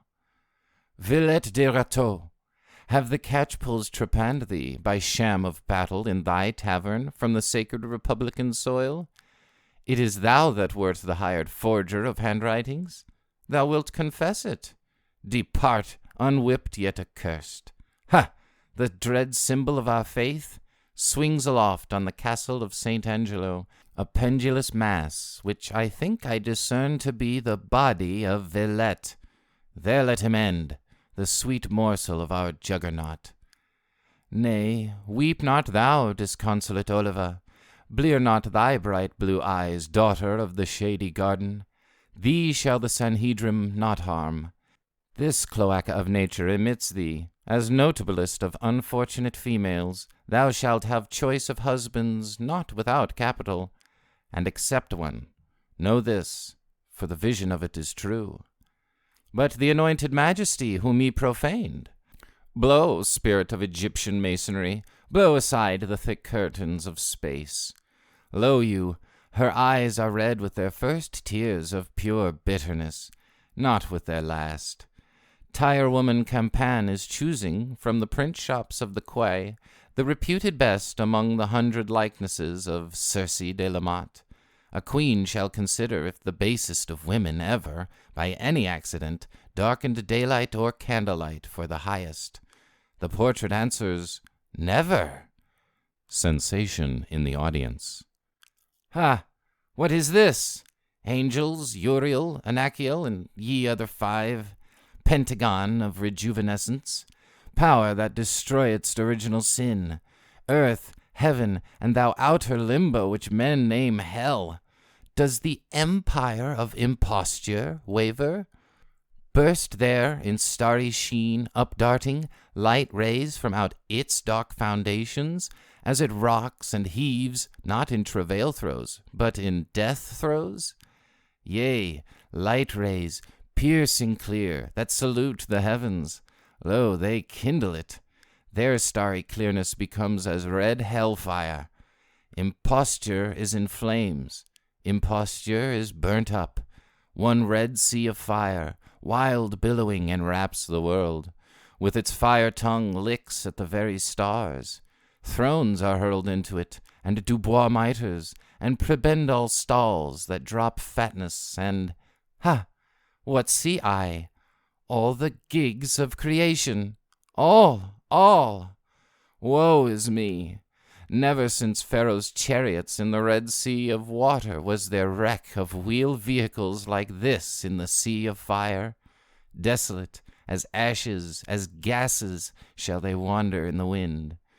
Higher, higher yet flames the fire sea, crackling with new dislocated timber, hissing with leather and prunella. The metal images are molten, the marble images become mortar lime, the stone mountains sulkily explode. Respectability, with all her collected gigs inflamed for funeral pyre, wailing, leaves the earth, not to return save under new avatar. Imposture, how it burns through generations, how it is burnt up for a time. The world is black ashes, which, when will they grow green? The images all run into amorphous Corinthian brass, all dwellings of men destroyed, the very mountains peeled and riven, the valleys black and dead. It is an empty world. Woe to them that shall be born then!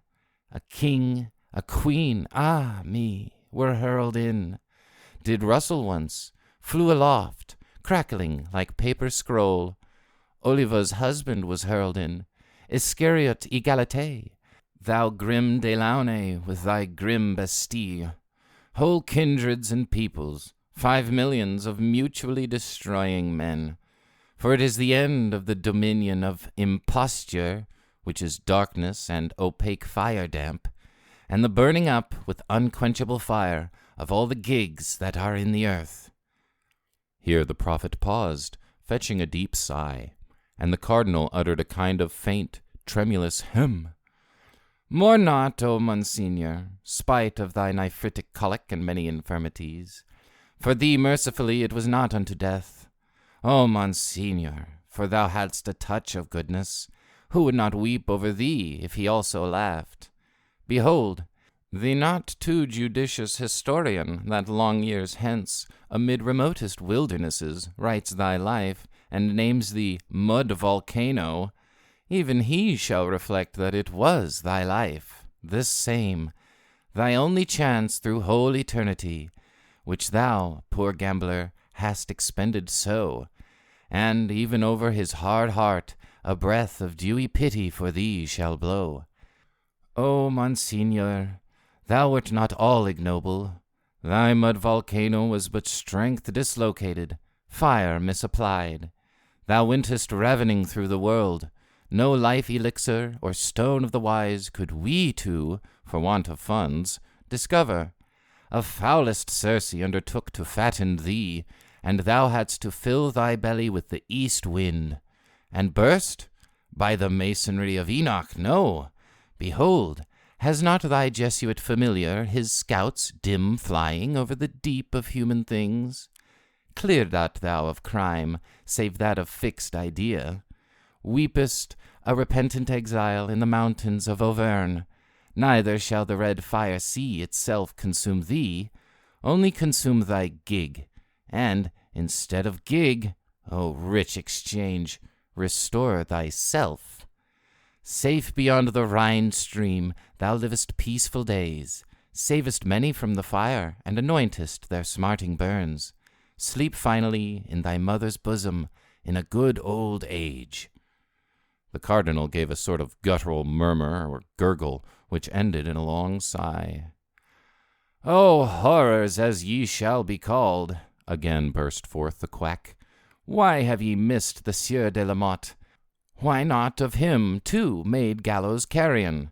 Will spear or sword stick thrust at him, or supposed to be thrust, through window of hackney coach, in Piccadilly of the Babylon of fog, where he jolts disconsolate, not let out the imprisoned animal existence? Is he poisoned, too? Poison will not kill the Sieur Lamotte, nor steel, nor massacres.